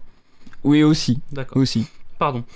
Et donc va y avoir affrontement entre les deux, mais en fait d'abord aussi, en plus d'affrontements par le biais de scènes d'action plutôt très très maîtrisées, mais aussi de discours, d'échanges pseudo-diplomatiques où tout le monde va se faire passer pour ce qu'il n'est pas, et ce qui va donner lieu à beaucoup de scènes très propres au vaudeville, et sans le côté genre mon dieu, mon amant est dans le placard, mais c'est très très drôle et extrêmement bien rythmé, avec en plus un côté contestation politique très sous-jacente qui est plutôt intéressante. Donc j'ai retrouvé illustré dans une citation qui définit effectivement bien un des éléments du film, c'est que c'est une citation qui est liée à la révolution chinoise. Il dit: sans la corruption politique dans les classes supérieures, le pillage flagrant du peuple par la noblesse corrompue n'aurait jamais lieu. Et en contrepartie, une réponse à cette citation, c'est: sans la faiblesse et la stupidité des classes inférieures, la noblesse corrompue ne serait pas en mesure de reconstruire leur forteresse fondée sur l'injustice sociale. Et en fait, c'est des éléments qui sont traités selon pas de manière pompeuse, mais justement de manière avec une satire vraiment bien pensée et avec beaucoup d'humour, mais qui donne effectivement une sorte de contestation du pouvoir chinois et la dictature chinoise. C'était vachement intéressante et mais sous la forme d'un divertissement qui a fait des entrées pas possibles en Chine, donc vraiment pas un film on va dire d'art et d'essai. D'accord. Oui, enfin, c'est pas le genre de Chow Yun-fat de toute façon. Non, alors par contre, voilà, le jeu des personnages, c'est quand même assez maniéré. Chow Yun-fat, ça n'a jamais été un grand acteur. Donc. Chow Yun-fat, ça n'a jamais été un grand acteur. Ça n'a jamais été un grand acteur. Quand il a 2 Beretta dans les mains, je veux dire. Oui, à part, il a la classe suprême, Chow Yun-fat. Oui, voilà, c'est ça. Mais c'est pas un bon acteur. Quand il a il a les cheveux longs et qu'il joue un prince va lui dire effectivement quand il a 2 Beretta dans les mains que c'est pas un bon acteur. Des Beretta à munitions illimitées. Exactement. Attention. Non mais j'assume totalement ça. Ouais. Mais toujours est-il que donc son interprétation c'est très très maniéré, mais ce qui est en fait assez typique des comédies chinoises. Ouais. Le rythme est vraiment vraiment bien soutenu, on s'amuse beaucoup et ça m'a rappelé par certains moments ce que fait Stephen Chow. Alors vraiment de manière très légère, parce que Stephen Chow quand même c'est le mec de Crazy Fu et de Shaolin Soccer, donc c'est quand même beaucoup moins exagéré. Mais oui, si je m'abuse en fait, l'action est vraiment bien menée en fait, et par contre les éléments dramatiques un peu moins. Enfin c'est ça. Merci de lire mes notes. Parce qu'il faut qu'on se dépêche quand même un petit peu quoi. Et donc oui, dans les éléments dramatiques par exemple, alors je donne pas trop d'exemples en fait, je vais pas spoiler du tout, mais il y a quand même des éléments, des personnages qui décèdent et c'est pas forcément, enfin ça enchaîne tout de suite vers quelque chose d'assez des fois très drôle, et donc du coup oui. Il y a un des personnages qui fait une énergie aux arachides et il mange la cacahuète, ce con. Et ça arrête le film quoi, d'un coup quoi. C'est un truc de malade. Alors si c'était dans ce film, je vous conseillerais que vous n'avez pas aller le voir, mais je peux vous rassurer, ça n'arrive pas dans ce film. Ah bon ? Ah bah j'ai dû me tromper de film. T'es trompé de film, je sais pas quel Let's Bullet. Alors sachez aussi que Let's Bullet Fly, ça a rien à voir avec le nom d'un jeu qui est disponible sur un téléchargement gratuit sur le net où tu tues plein de gens, ça n'a rien à voir, je vous rassure. Bref, ce film il est cool, regardez-le. C'est bien, c'est résumé, c'était clair. Pas mal. Cool. Swan, on va passer aux comics. I'm quite keen on comic books, especially the ones about superheroes. I find the whole mythology surrounding superheroes fascinating. Take my favorite superhero. Alors ce soir, On va vous parler de comics, hein, et de BD, et de comics et de manga, et de tout ça, comme d'habitude, hein, parce que franchement, c'est ce qu'on aime. Je vais commencer pour les comics, si ça vous dérange pas. Vas-y. Alors tout de suite, la conclusion de Superior, donc qui est le dernier numéro qui est sorti la semaine dernière. Donc le 7ème numéro, qui est un numéro double au prix de $5. Qui était une série de $5. Ah oui, c'est un numéro double. Parce que c'est un numéro double. Ouais, bon, ça peut aller. Donc voilà. de Mark Millar et Leinil Francis Yu. Alors c'est la conclusion. C'est un très beau numéro. Les dessins de Leinil Francis Liu sont très très bons. Toujours le même style. Plutôt. Alors c'est difficile à définir comme style. C'est très. C'est un mélange entre de l'ancien comics et du nouveau comics au niveau des couleurs. Les couleurs sont superbes. Il y a un côté vachement de Jim Lee, mais en carrément moins poseur. Voilà, c'est ça. C'est assez dynamique. Jim Lee, c'est les personnages comme dans Batman Hush, si vous voyez ce dont on parle. Batman Hush. Ou sur les casquettes New Era de Batman. Voilà. Batman Silence en français. Même le t-shirt Celio Superman, c'est Jim Lee. Et Rob Liefeld, c'est le même genre de style. Sauf que là, c'est beaucoup moins poseur, c'est beaucoup plus nuancé, c'est beaucoup plus agréable à lire, beaucoup moins bodybuildé. Alors évidemment, la fille principale a des gros boobs, hein, c'est difficile de passer à côté. C'est un comics, hein. Mais les autres personnages sont très naturels. Et même Superior fait très naturel. On voit pas ces énormes pectoraux. Je me permets une réponse à Geoffroy. Non, c'est un comics de super-héros. C'est vrai. Et on continue dans l'hommage à Superman. Jusqu'à la fin. La fin est un peu facile. Puisque je vous en avais parlé, je pense qu'on peut le dire, je sais pas spoiler, c'est pas spoiler, mais c'est une histoire de contrat avec le diable. Et donc tout se résout à ce niveau-là, puisque le combat de fin est titanesque, mais c'est pas à ce niveau-là que l'histoire se joue. L'histoire se joue sur un combat presque psychologique entre un démon et Superior. Et plutôt Ben Laden d'ailleurs du coup. Oui, alors d'ailleurs Ben Laden a totalement été évacué de l'histoire. On voit pas du tout Ben Laden. Au départ, il était prévu dans l'histoire, mais Mark Millar a été pris de court par les événements. Donc cette série aura mis presque 1 an et demi à être publiée dans son intégralité. C'est assez dingue. 1 an et 3 et 4 mois. Hein, finalement, pour combien de numéros? 7 numéros. Oh, ça va. Ouais. La fin est un peu facile, comme je disais, puisque la véritable résolution du truc se joue en une planche. C'est un peu trop facile, mais ça reste une très belle histoire. Ça reste une très belle histoire, un très bel hommage à Superman. La toute dernière planche, il y a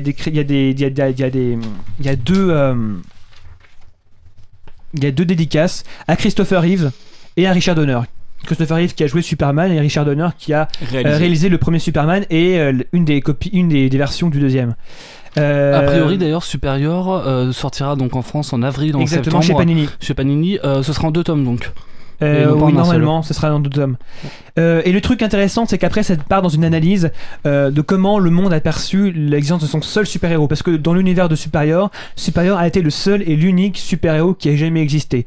Et il a marqué le monde en essayant de sauver, d'arrêter la faim en Afrique, par exemple, et en arrêtant les différentes guerres qui déchiraient le monde. Et il est célébré comme un héros universel.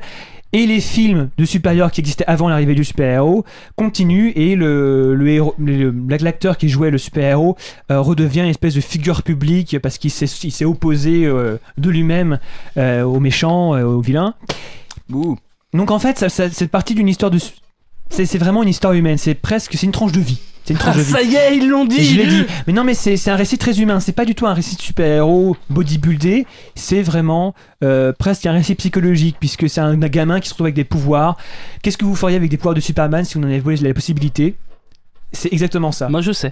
Voilà, parce qu'il y a le penchant maléfique de Superior qui existe, et il utilise ses pouvoirs pour faire le mal, parce que c'est un débile, c'est un méchant. Et le mec qui est Superior, c'est un petit gamin qui est handicapé et il fait c'est un peu cliché, mais je trouve ça agréable. Ça change un petit peu de Mark Millar avec la violence. Ça tranche avec la violence et les choses malsaines de Kick-Ass 2. Oui, grave. Voilà. Donc Superior, je vous conseille de l'acheter quand la version française sortira. La deuxième chose dont je vous parle ce soir, c'est The Mystery Play, qui est un vieux comics indépendant sorti chez Vertigo. Donc c'est pas indépendant Vertigo. Oui, Vertigo, c'est la branche plutôt indépendant. Plutôt plus indépendante que la plupart des productions DC Comics. C'est pas DC ou Marvel. Enfin, c'est pas clairement DC. C'est pas clairement DC. C'est scénarisé par Grant Morrison et dessiné par John G. Moot. C'est sorti en 1994 et c'est sur... comment dire? C'est sur... c'est une histoire de meurtre. C'est une histoire de meurtre.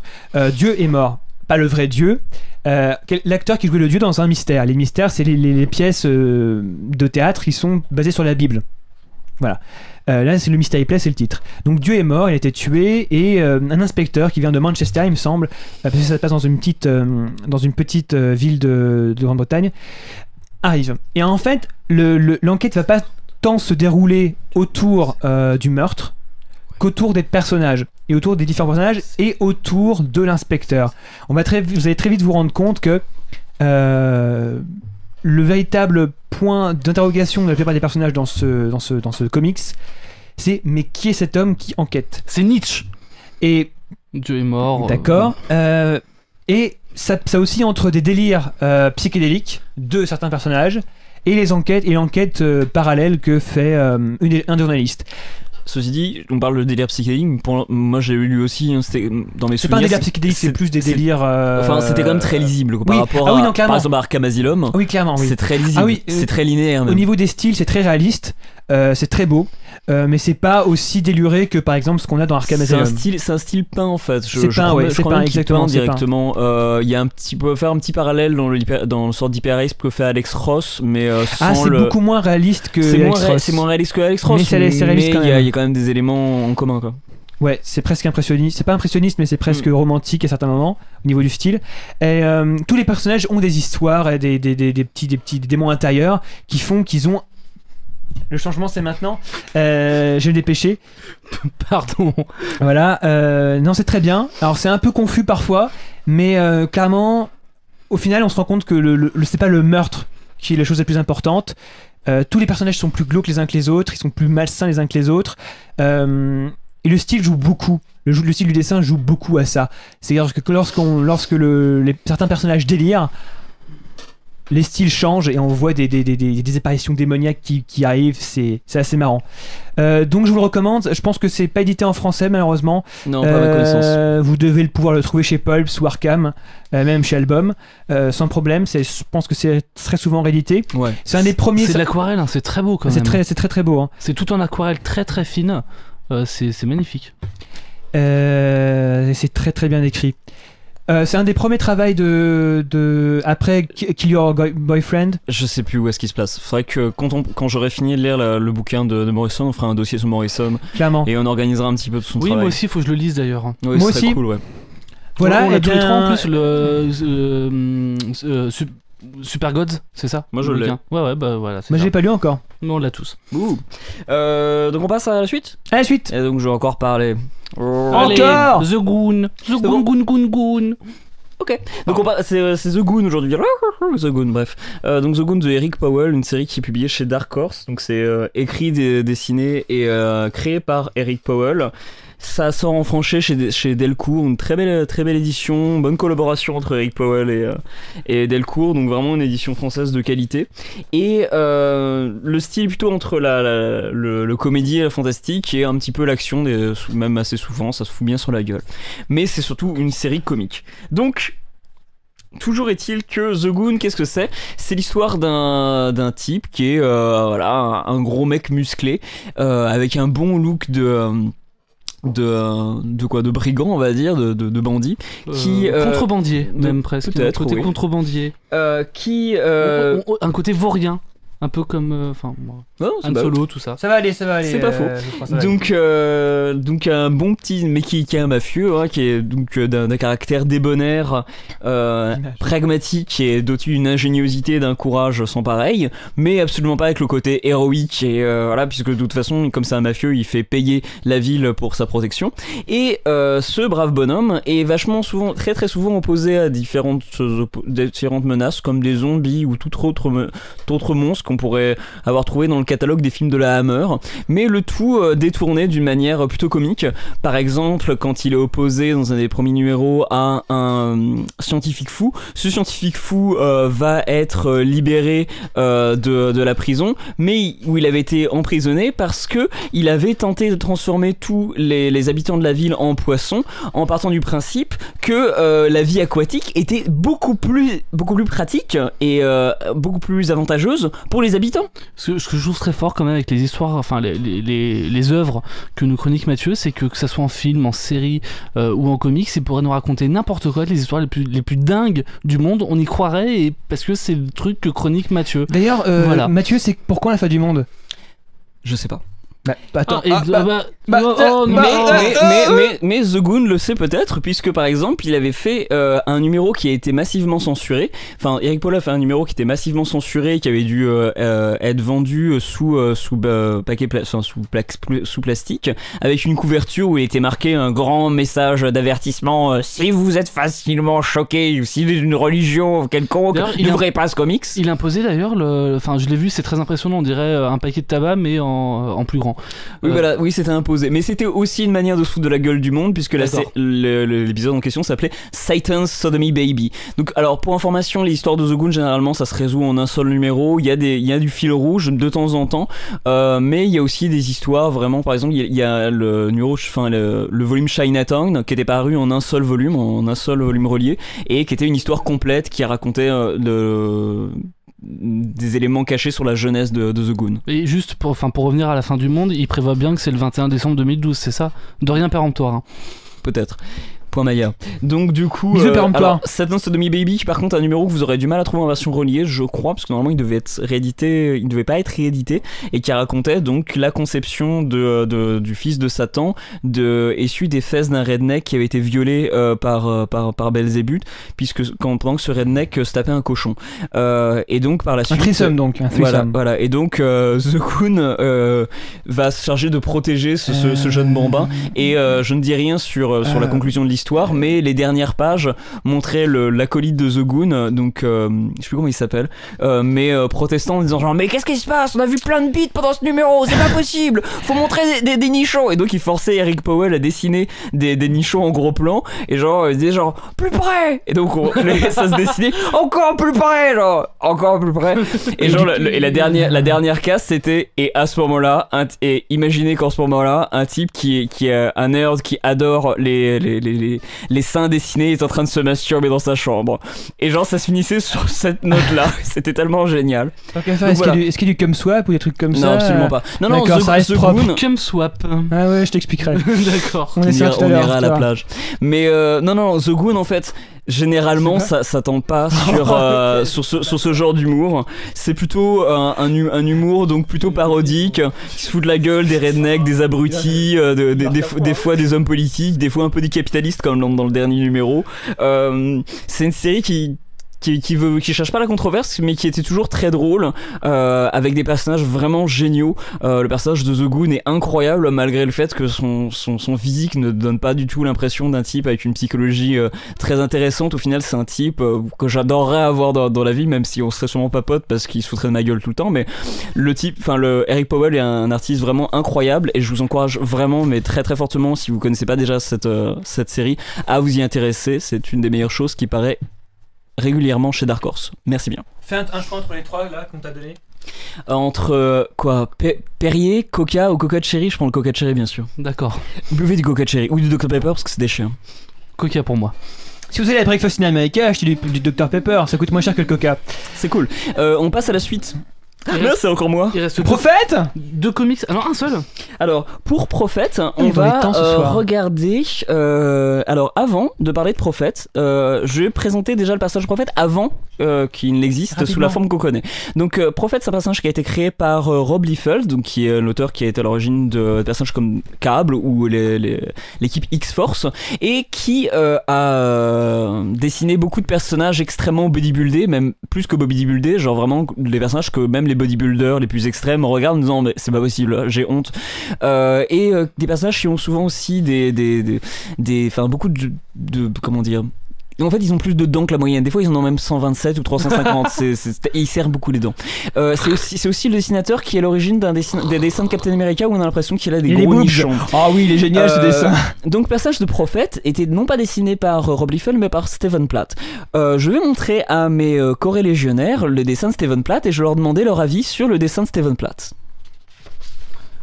Premier dessin.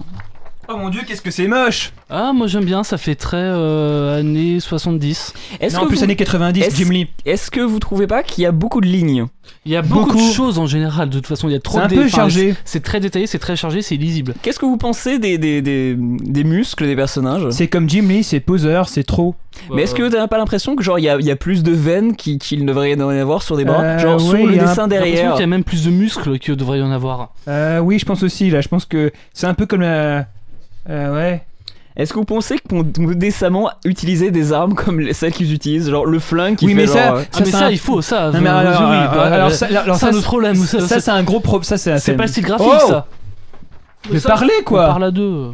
Non, c'est typiquement c'était la manie de Rob Liefeld, quoi. Les gros biscottos mal proportionnés, les veines à outrance, les gros flingues, quoi. Rob Liefeld, il aimait beaucoup les gros flingues. grave. Je pense qu'il avait un problème avec son zizi et qu'il essayait de compenser. Voilà, exactement. Mais il Pourtant, décide. les gros flingues, c'est cool, quoi. Enfin, c'est juste, c'est cool. Ah, bah voilà. Pas quand c'est même pas humainement possible d'appuyer dessus. On s'en fout, c'est cool.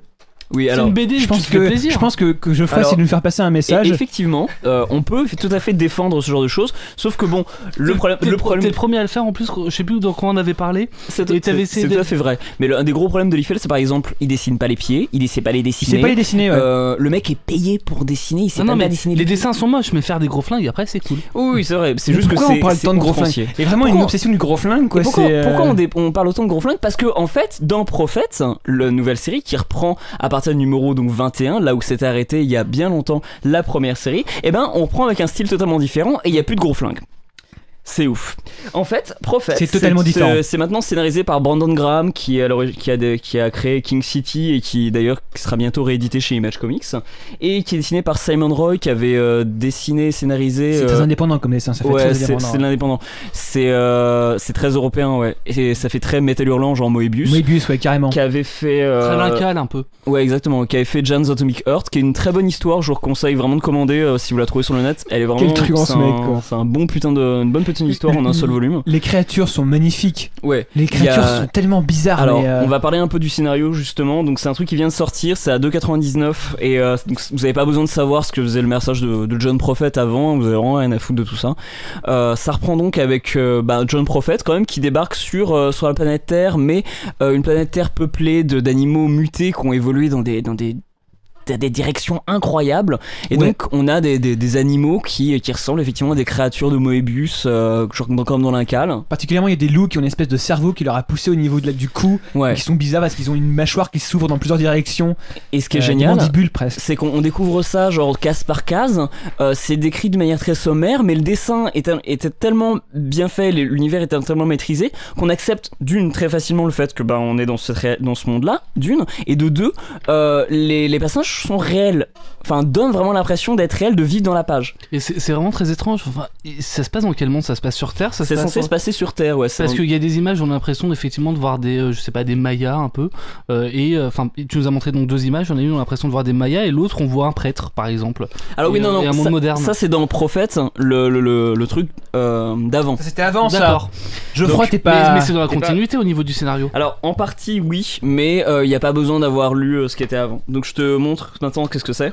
D'accord. Donc voilà, donc ça change un peu. Là, c'est vraiment de la SF pour le coup. Ça Enfin, fait Voilà. penser à Spaceman un peu. Je me souviens pas de Spaceman, ça. Tu parles de quoi? Un truc qui est sorti il y a pas longtemps là. Ah, par Risso et Ouais, exactement, Azraello. ouais. Non, je vois ce que tu veux dire, mais non, c'est pas exactement ça. J'en parlerai une prochaine fois, mais non, ça a pas trop à voir ça. C'est vraiment, enfin, le lien le plus profond à faire, c'est avec Moebius. D'accord. Moebius d'ailleurs qui était déjà référencé par dans Non-Player, dont on avait parlé, qui a toujours pas sorti numéro 2 d'ailleurs, mais qui était une série très intéressante. Donc c'est un style vachement européen. On est avec une histoire qui en l'espace de 24 pages amène déjà quelque chose de vachement intéressant, mais développe un univers très complexe. C'est très. Ça me fait penser d'ailleurs vachement aussi à ce qui a été fait dans Orksteins, dont j'avais parlé dans un des premiers numéros. Il y a une description très détaillée d'une société d'aliens Ouais. bleus qui se mangent entre castes et c'est très précis, c'est très intéressant. En même temps, c'est jamais. Enfin, moi je l'ai lu dans le voyage en venant, donc c'est vraiment pas. C'est pas très Moi je l'ai long. feuilleté. Hein. Je l'ai lu lu même pas en 5 minutes, quoi. C'est quelque chose qui est vraiment, enfin c'est concis, mais il y a pas beaucoup de dialogue en plus. Voilà, mais tout se comprend très bien, et on arrive à vraiment un premier héros qui est incroyable. Enfin, ça, c'est vraiment être une des meilleures séries qui va paraître cette année, sans aucun putain de doute. Tu l'attendais ou pas? Obligatoirement. Tu l'as acheté par hasard? Ah non, je l'attendais avec impatience. Dès que les premières images sont été balancées, alors surtout moi j'aimais beaucoup Simon Roy, et puis alors je m'intéressais déjà à Brandon Graham et je voulais lire King City, mais là c'était putain, mais c'est incroyable, et ça répond totalement à toutes mes attentes. Donc en plus dans les dernières pages il y a un plan de l'univers, et voilà, ça donne envie. Donc voilà, si vous avez bien aimé Orksteins dont j'avais parlé dans les premiers numéros, prenez ça. Dans le 3 ou dans le 2, le 3? Peut-être le 3 déjà, ouais. 2 ou 3, ouais.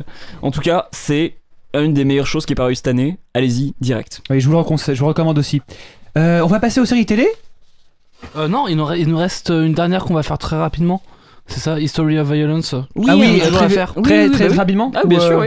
History of Violence, donc qui a été édité récemment chez Delcourt, mais qui a été édité il y a bien longtemps, donc puis qui a été aussi adapté au cinéma par Cronenberg. Donc History of Violence, donc oui, excellent film. Viggo Mortensen, genre de top. Yes, qui était scénarisé par John Wagner et dessiné par Vince Locke. C'était sorti en 97 chez Vertigo. Et alors pour information, le petit volume chez Vertigo il coûte $15, mais en format européen, en cartonné, vous l'avez à 18€. Donc moi je trouve que c'est vraiment déjà c'est du bel objet, et de deux, pour le prix c'est du bel effort. Donc vite fait, le scénario, c'était l'histoire d'un paisible tenancier de bar, de diner, qui accueillait malheureusement des truands et qui se faisait braquer, et donc qui en résultat tuait les truands pour se défendre. En légitime défense. Voilà, et devenait un héros local qui attirait l'attention des médias et de la pègre qui semblait trouver en lui un passé douteux. Donc il semblait reconnaître en lui quelqu'un qui leur avait fait du mal, qui leur avait fait du tort. Voilà. Et donc du coup, est-ce que si vous avez aimé le film, vous auriez aimé le comics?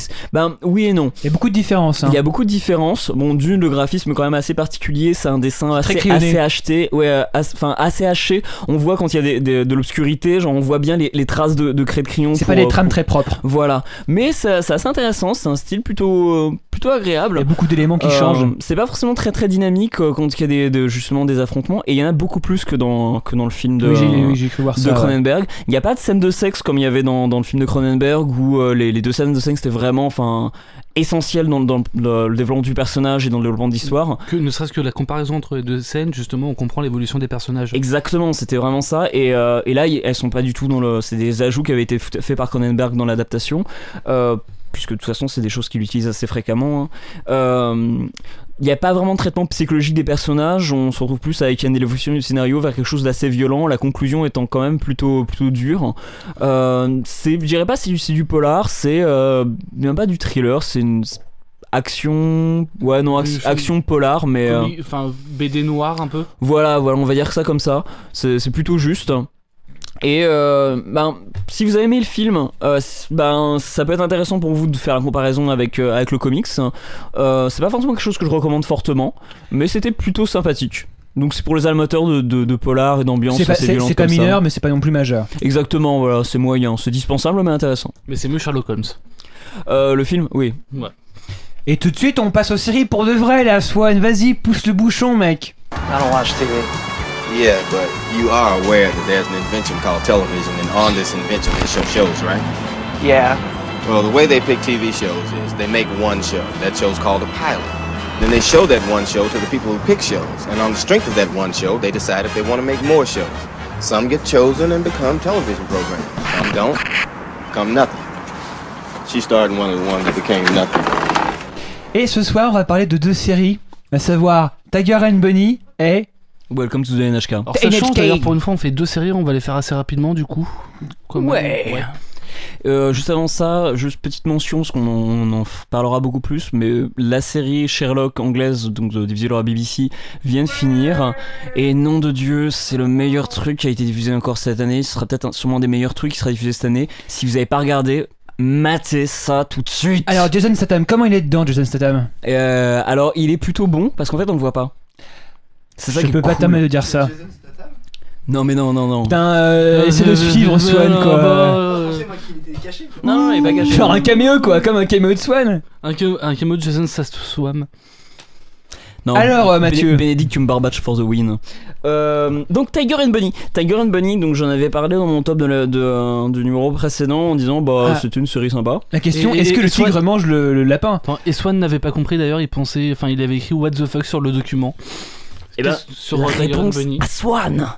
Pourquoi Tiger and Bunny? Pourquoi Tiger and Bunny? Parce que c'est une série pas mal, même si elle est un peu décevante. Mais je voulais en parler dans Culture Breakdown parce que il y a des super-héros dedans. Oh mon dieu, c'est pas possible! Donc c'est une série japonaise. Ok, c'est une série japonaise qui a été créée. Putain, waouh, vous êtes en forme. On va devoir payer des droits d'auteur. À qui? Au Captain. D'accord. À Emmanuel Grard. D'accord. Donc. Ok. Name dropping quoi. Donc voilà, c'est une série qui était créée par Keiichi Sato qui avait dirigé, qui avait fait déjà travailler sur Wolf Rain, que était pas mal, et Giant Robot, dont je parlerai prochainement quand je l'aurai vu. Et le chara design est réalisé par Masakura Katsura, qui était le dessinateur de Video Girl Eye, donc très bonne série. Effectivement, oui. Et de Zetman, qui est par contre de la merde en bas. C'est une série japonaise. Zetman, oui, c'est vrai que niveau graphique c'est bien mieux. Ouais. Non mais c'est surtout que l'histoire vaut rien du tout quoi. Ouais. C'est lui qui essaie de faire du comics et qui se plante comme une merde quoi, c'est incroyable. Arrête ton flot de haine. À part faire du putain de Pantsu Shot, il sait rien faire d'autre. Allez. Ouf. Bref, et donc le scénario était de Masafumi Nishida qui n'avait rien fait avant, personnellement, je ne savais pas. Donc, style, donc le style de série, c'est un mélange d'action et de comédie, et ça a été diffusé en 2011, donc de avril à septembre sur MBS, BS11 de Digital et Tokyo MX, donc au Japon. Comédie, c'est vaudeville un peu, enfin encore. Non, rien à voir. Oh mince. Un amant dans mon placard. Je vais sortir le shotgun. Boum boum schlac schlac, bim bim badaboum. Alors, non mais en fait, pause. Ok, c'est parti. Donc ça a duré 25 épisodes de 23 minutes et il y aura 2 films qui sont à venir et peut-être une deuxième saison en 2012. Attends, big badaboum, vraiment. Oui, il y a Bébel qui était en moi pendant 5 secondes là, j'ai pas fait gaffe. Tu peux me faire l'accent de Belmondo s'il te plaît? Ah, c'est Bébel. Big badaboum. Imitation Belmondo de toute la Terre. Bon, l'histoire, est-ce que ça intéresse du monde que je prends ça pour un oui. Désolé. Donc, le scénario, donc c'est l'histoire de Kotetsu Katsuragi, donc d'une option Wild Tiger, qui est un super-héros qui est payé pour être un héros à l'écran dans une émission de télé-réalité, dans une espèce d'équivalent de New York, ce qu'on peut appeler un équivalent de New York version futuriste. Et son petit problème en fait, c'est qu'il a une forte tendance un peu à foutre le bordel et à détruire beaucoup de propriétés, même s'il sauve des vies, il est un peu trop bourrin. Donc ce qui ne plaît pas beaucoup à ses sponsors, puisque par exemple si je me souviens bien, sur son armure, il y a le nom d'une banque et il y a plein de références à des sponsors sur son armure même. Alors nous on vous rappelle qu'on n'a pas de sponsor, hein. Enfin pas de sponsor. On a l'amour de nos auditeurs. On vous aime. Et donc ce type est face à un problème de popularité, d'une, et de deux au fait que l'entreprise qui manage sa carrière met la clé sous la porte. Donc son contrat est racheté par une autre entreprise qui va le mettre en duo avec une nouvelle sensation dans l'émission auquel il participe. Qui est Barnaby. Et Barnaby, donc c'est un jeune type qui a à peu près les mêmes pouvoirs que notre Wild Tiger, que notre Kotetsu Kaburagi, et qui donc va avoir donc des aventures, va avoir pas une aventure, mais va avoir des aventures avec lui. Donc c'est un univers qui est assez intéressant parce que d'une, il y a la question de l'émission de télé-réalité avec des héros. Donc il y a des fois dans les premiers épisodes des impératifs télévisuels, par exemple la réalisatrice qui demande au héros de faire genre non, arrêtez, vous intervenez pas tout de suite pour sauver les gens, on va faire le coupure pub et après vous intervenez. Donc ce genre de choses qui sont plutôt intéressants comme élément de scénario. Un truc qui était, alors je pense pas qu'il soit dans ça va pas être dans la version de Kazé Animation, parce que les droits ont été achetés par Kazé, la série est visionnable sur YouTube. Les 10 premiers épisodes, et moi dans la version que j'ai regardé, il y a en fait en guise au milieu de l'épisode, il y a une fausse pub réalisée avec un des personnages, une pub pour Pepsi en fait, parce que la série Tiger and Bunny au Japon a été sponsorisée, et donc il y avait vraiment des marques dedans, donc il y avait des gens qui sponsorisent leurs trucs. Dedans oui, dans la série même, ce que je trouvais vachement intéressant. Je trouve pas que souvent ce soit un moment de faire oh Geoffroy, à moins que ce soit ton âme de gauchiste qui ressort. Un peu. Oh Il non, veut justement, voter Mélenchon, je quoi. trouve ça oh. Bah, le problème, c'est qu'après, ça pose des questions sur est-ce que Pepsi, justement, a influencé ou a pu censurer certaines scènes derrière dont on n'aurait pas été au courant. Enfin, bref, voilà. Justement, en fait, le défaut de cette série, c'est non pas que on puisse se poser la question, parce qu'en fait, même s'il y a des éléments intéressants qui sont abordés dans la série, l'histoire se focalise vraiment, sur le personnage de Tiger et Bunny, donc Barnaby, Bunny, c'est le nom que va donner le personnage de Tiger à son coéquipier. Et le souci, c'est que le scénario en lui-même est pas très intéressant et on le voit venir vraiment de très loin. Mais il est super-héros. Il y a des super-héros. Donc c'est cool. Ouais, non, c'est bien animé. Le chara design, donc on retrouve pas trop la patte de Masakura Katsura, mais il est très bien réalisé. Les personnages, particulièrement celui de Wild Tiger, donc c'est un personnage vraiment attachant et vraiment intéressant. Mais ils sont tous entourés d'autres personnages qui sont, bien que leur chara design soit généralement assez bien réalisé, sont assez stéréotypés dans leur comportement et dans leurs réactions. Du coup, on se retrouve avec une série vraiment en demi-teinte. D'un côté, on a des éléments qui font des retournements qui sont des fois assez intéressants et agréables, et d'autres, des trucs qui sont téléphonés. Genre 3 épisodes avant, j'ai deviné quelle était la conclusion finale et genre comment ça allait se passer. C'était juste débile, quoi. C'était vraiment genre putain, vous tardez encore à révéler ça alors que vous le mettez en valeur de manière tellement grossière que ça en devenait débile. Donc c'était un petit peu frustrant de ce point de vue là, mais c'était quand même assez intéressant. Et c'est une série qui est disponible sur Dailymotion, en tout cas gratuitement pour ce qui est des 10 premiers épisodes, donc vous pouvez la tester directement, elle est sous-titrée français. Et on peut payer 1,50€ par épisode. Et voilà, par la suite vous payez 1,50€ par sur épisode. Dailymotion. Sur Dailymotion, ouais. C'est étrange, enfin... Bref, j'apprends justement que Dailymotion fait payer certains contenus. Exactement, moi aussi. J'ai appris parce que quand j'ai regardé la série, je suis arrivé à l'épisode 11 et il me fait genre à la moitié de l'épisode, dit ah oui, pour regarder la suite, faut payer 1,50€. Et Mega Upload n'existe plus, comment tu fais? Bah dis donc.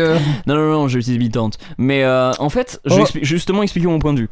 C'est que on se calme tout de suite. Chaque épisode coûte 1,50€. Qu'on peut voir, donc 1,50€ pour qu'on puisse le regarder sous l'espace de 2 jours. Donc 1,50€ pour la VOD de location, quoi. Voilà, pour 15 épisodes, les 15 derniers épisodes. Franchement, pour le prix que ça coûte, franchement, moi je vais payer les DVD, quoi. Enfin, j'attends vraiment qu'ils sortent les DVD. J'achèterai les DVD, je pense. Ils ont encore des problèmes avec les VOD. Parce que comme Marc Dorcel cher. qui met ses vidéos à location à 2€, quoi. Voilà, c'est cher. 2€ en location, quoi. Pourquoi 3 heures. Donc, même pas, tu tiens 3 heures, toi? Bravo, bien vu. Mathieu. Mais donc Casa Animation, donc j'espère qu'ils vont sortir tout ça en DVD, parce que c'est une série que j'encourage à regarder si le scénario vous intrigue, parce que c'est quand même pas mal du tout. Et d'autant plus que par la suite ça a le potentiel de dire vraiment plus intéressant.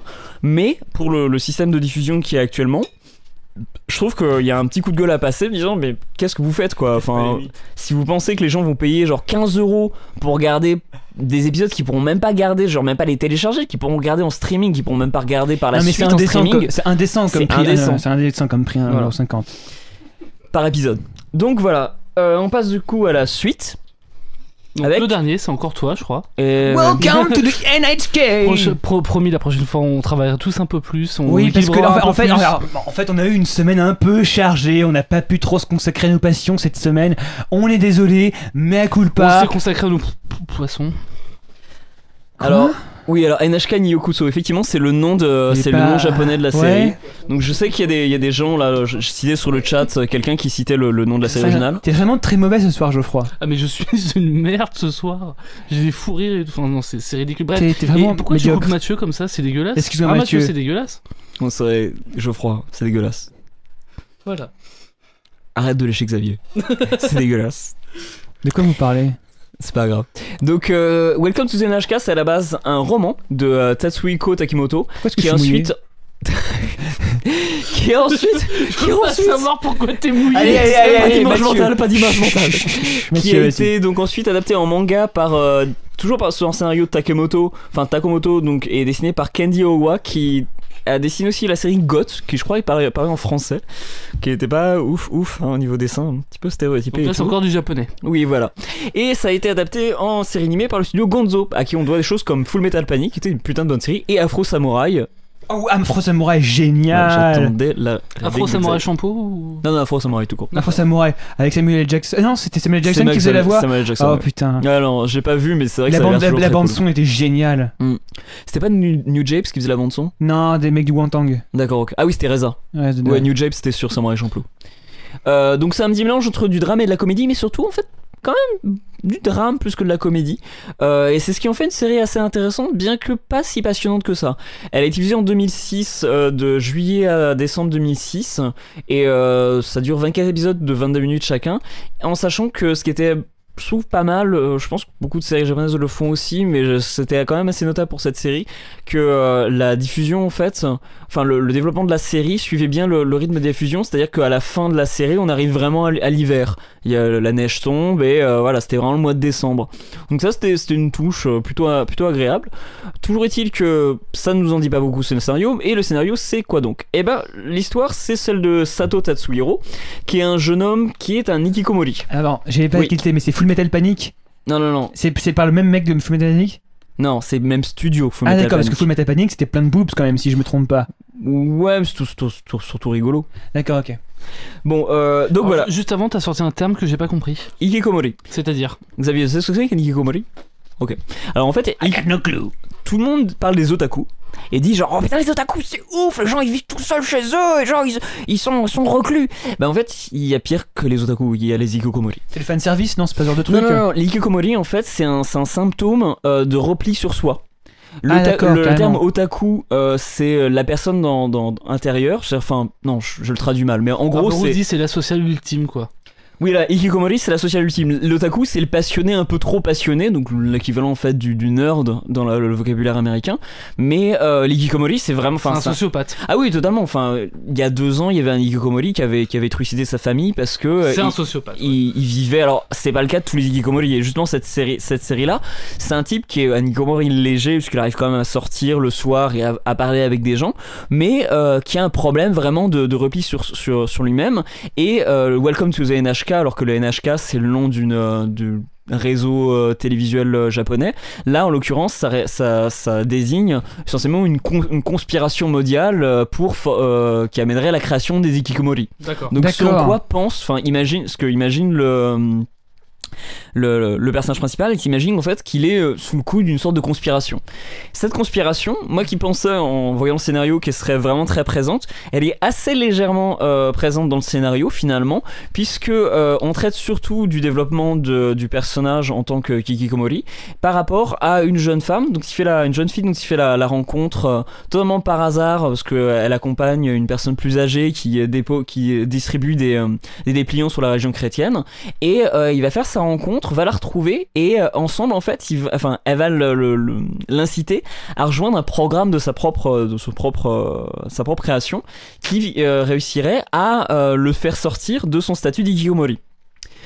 Commence donc cette espèce de thérapie qui va passer par tout le côté développement de relations, de sentiments entre les deux personnages, ça c'est quand même, ça se voit à 1000 lieues, mais surtout développement du personnage, le côté assez dramatique du type qui va devoir apprendre à dépasser ses propres craintes, qui sont des craintes réelles, qui sont pas justement là des craintes, enfin des peurs imagées comme on pourrait avoir, ou totalement farfelues comme on pourrait l'avoir dans des mangas classiques, ou des trucs totalement adolescents. C'est une série adolescente qui parle de problèmes tout à fait réels, qui touchent même, je pense, une partie de la population, des gens qui regardent justement des animés, de même manière que Evangelion, qui à la fin s'adressait directement à ses spectateurs. C'est pas comique. Un petit peu. C'est un peu comique. Il y a un peu comique. Parce que c'est surtout une critique sociale au final. Bah c'est assez mignon. Mais en fait, c'est pas tant que c'est une critique sociale. C'est délirant. C'est surtout. Non, c'est pas tant que c'est délirant. Donc c'est un mixte quoi. Surtout une plongée dans le monde des adolescents japonais. Une chronique, une tranche de vie.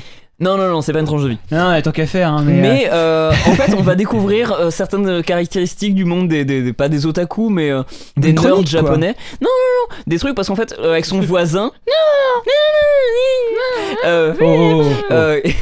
Par exemple, avec son voisin, en fait, comme le héros veut se trouver un but pour mener à bien sa réhabilitation, il va s'associer avec son voisin qui est un passionné de galgé, donc c'est les jeux de drague japonais, et ils vont créer un galgé ensemble. Et donc du coup il y a toute l'élaboration du scénario, le passage par la convention, mais il y a d'autres éléments dramatiques qui interviennent. Les conventions.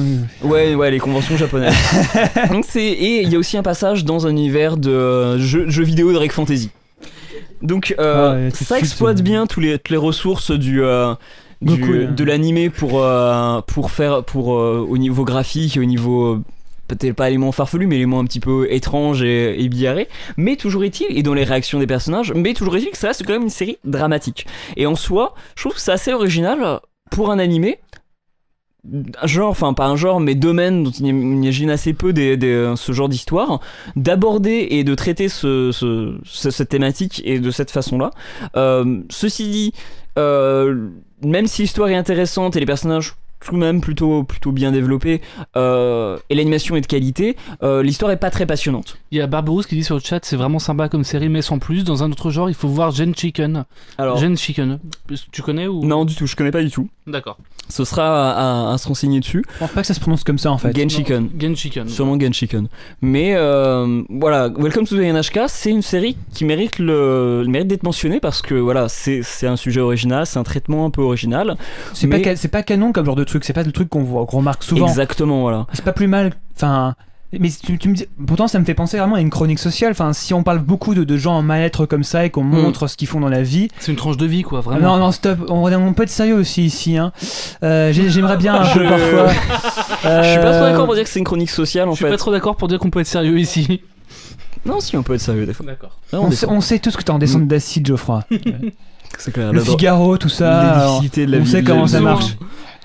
Mais oui, d'accord, mais tu dis que c'est pas très passionnant parce qu'il y a rien qui se passe, il y a pas de changement dans les personnages. Les personnages évoluent. C'est juste qu'en fait le rythme en lui-même c'est très lent. Puis l'atmosphère, c'est pas très dynamique. Niveau rythme, est-ce que c'est aussi ardu qu'un Dragon Ball Z ?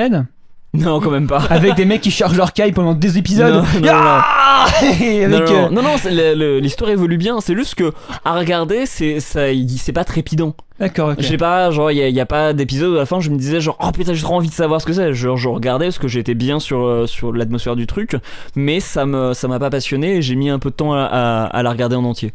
Donc c'est une série dont je parle parce qu'elle est intéressante, mais que je remonte pas chaudement. Elle est pas mal. Donc à voir si vous êtes intéressé par le milieu japonais, d'otaku et trucs comme ça, et si vous êtes passionné, si vous voulez voir ce que c'est que des vrais passionnés au Japon. Des passionnés hardcore, ou des mecs, des psychopathes, des sociopathes. Et des sociopathes. Enfin même pas des sociopathes, mais des gens vraiment reclus. D'accord. Voilà. Et je pense que c'est terminé. Bah oui. On a terminé. C'était une émission assez carrée, je trouve. Je veux encore parler. Mais on se retrouvera dans 2 semaines avec certainement un invité. On remercie nos partenaires FreePod, Bad Geek, La Fille du Rock, Rennes TV, Reviewer. C'est à peu près tout. Maman. Sûrement. On va remercier nos parents évidemment, sans qui tout ça n'aurait pas été possible. Pod Radio, t'as oublié Pod Radio. Pod Radio aussi, Pod Radio. POF, tout ça. On vous rappelle le 3 mars. Les places vont être bientôt mises en vente, je pense. J'ai un peu de mal là. Elles vont bientôt être mises en vente, je pense. Pour Evil Dead, la trilogie Evil Dead, de Sam Raimi, avec Bruce Campbell, les 3 dans la nuit. On vous rappelle également qu'on Max Linder. On a un Tumblr, n'hésitez pas à aller faire un tour, à partager, à vous abonner. .tumblr.com. Il y a le lien directement sur le blog. N'hésitez pas à mettre des commentaires, des notes sur iTunes. Oui, les commentaires sur iTunes, on est un peu à la bourre. On a eu pas mal récemment. On a eu Arnaud Doucet, j'en oublie quelques-uns. On a One Eye Peak, on a refait un. Et il m'a fait un petit bisou au dernier numéro. Il me dit que c'est totalement injuste qu'on ait plus de commentaires qu'eux, en disant Griffou, je sais que tu m'écoutes. Salut One Eye, on doit être à 43 je crois. 43, tu sais combien ils sont Basingcast? Non mais ils sont à 100, c'est des bourrins. Ouais, je vais rattraper Basingcast un jour. Bien écoutez, et donc des commentaires sur iTunes et simplement où est-ce qu'on peut se retrouver très rapidement. Alors je vais répéter pour tout le monde, Swanounet, SWA2NOU2NET, et Vérandapolis évidemment, Ororo HORORO sur Twitter. Ça, et La Fille du Rock pour Mathieu. Yes, Mathieu Brun, La Fille du Rock. Geoffroy que vous pouvez lire sur le Figaro. Oui, en rubrique high-tech. En rubrique high-tech sur le Figaro.fr. Griffo Griffou sur Twitter. Et sur NTV aussi. Et sur NTV Geoffroy Husson. Et vous pouvez. Là, je fais une chronique ciné hebdo. Donc là, j'ai fait Sherlock Holmes. J'ai fait Millennium la semaine dernière. Et. Dieu seul sait ce que je ferai la semaine prochaine. Très bien. Et moi, vous pouvez me retrouver Xotrope, XEUTROPE, sur Twitter. Sur Tumblr. Et comme vous l'aurez remarqué, oui, sur Tumblr, hein, évidemment, sur notre Tumblr. Et comme vous l'aurez remarqué, cette semaine, on n'aura pas été à Angoulême, on n'y sera pas non plus pour la prochaine émission. Et je pense que l'année prochaine, si on est encore vivant, on n'y sera pas. Voilà. Mais par contre, on ira très certainement encore à la Comic-Con l'an prochain, on verra. Cette année. Voilà. Et bien, écoutez. On vous embrasse, on vous dit à dans 2 semaines, avec un invité certainement, qui sera très intéressant. On aura encore plein de choses à chroniquer, plein de choses à vous présenter. Big bisous. On vous embrasse. Big bisous. Bonne soirée. À dans 2 semaines.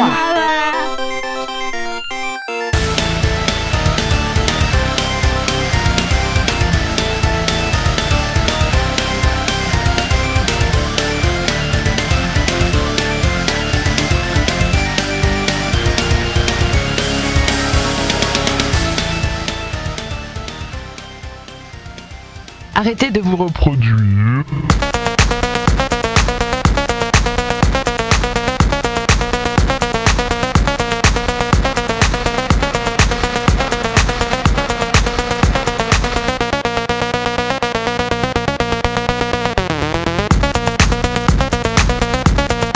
Vous êtes des animaux. Vous êtes des animaux. On est des animaux. On est des animaux.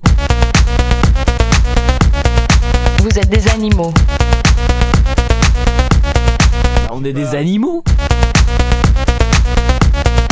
Vous êtes des animaux. Vous êtes des animaux.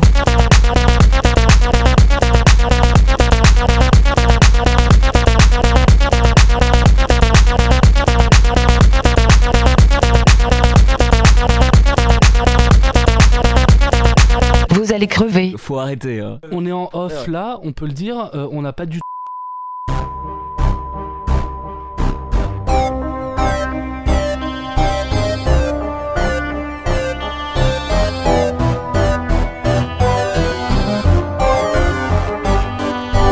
Doors enter, it's a very stage. Wouldn't you like to escape this cage? Come to us and you'll be sure you're not safe in Aperture. This is Aperture, this is Aperture. 10 subjects die once they're inside.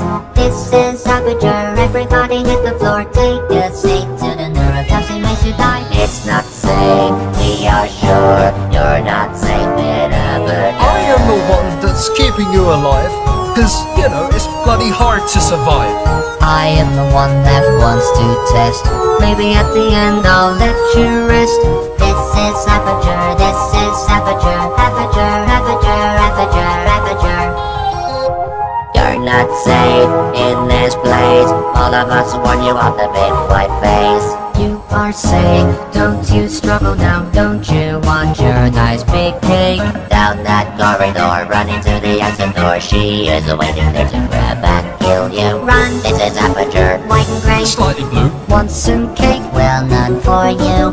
All here, all there, throw a tower in the air. Watch for the bullets that'll graze your hair. Everybody run, everybody run. You're not safe in Aperture. I'm the bot with the adorable face, ready to shoot you in your place. I am the region that gave you a scare. I am the voice that you hear in there. I am the head of this great place, and I just bought some rocks from space. This is Aperture, this is Aperture. Aperture, Aperture, Aperture, Aperture, Aperture, Aperture. Testing subjects usually die. Scientism fun without cyanide. That's the drill and you may die, but you're not safe in Aperture. You are safe, don't you struggle now. Don't you want your nice big cake? GLaDOS the giant may fill your room with neurotoxin. Shoot you with a rocket turret, turn you into burning mush. This is Aperture, everybody run. You better escape to a much safer place. Out there Shelley's master of the photo gun. Everybody help her in her flight. No. This is Aperture, this is Aperture. Aperture, Aperture, Aperture, Aperture. You're not safe in this place. All of us warned you of the big white face.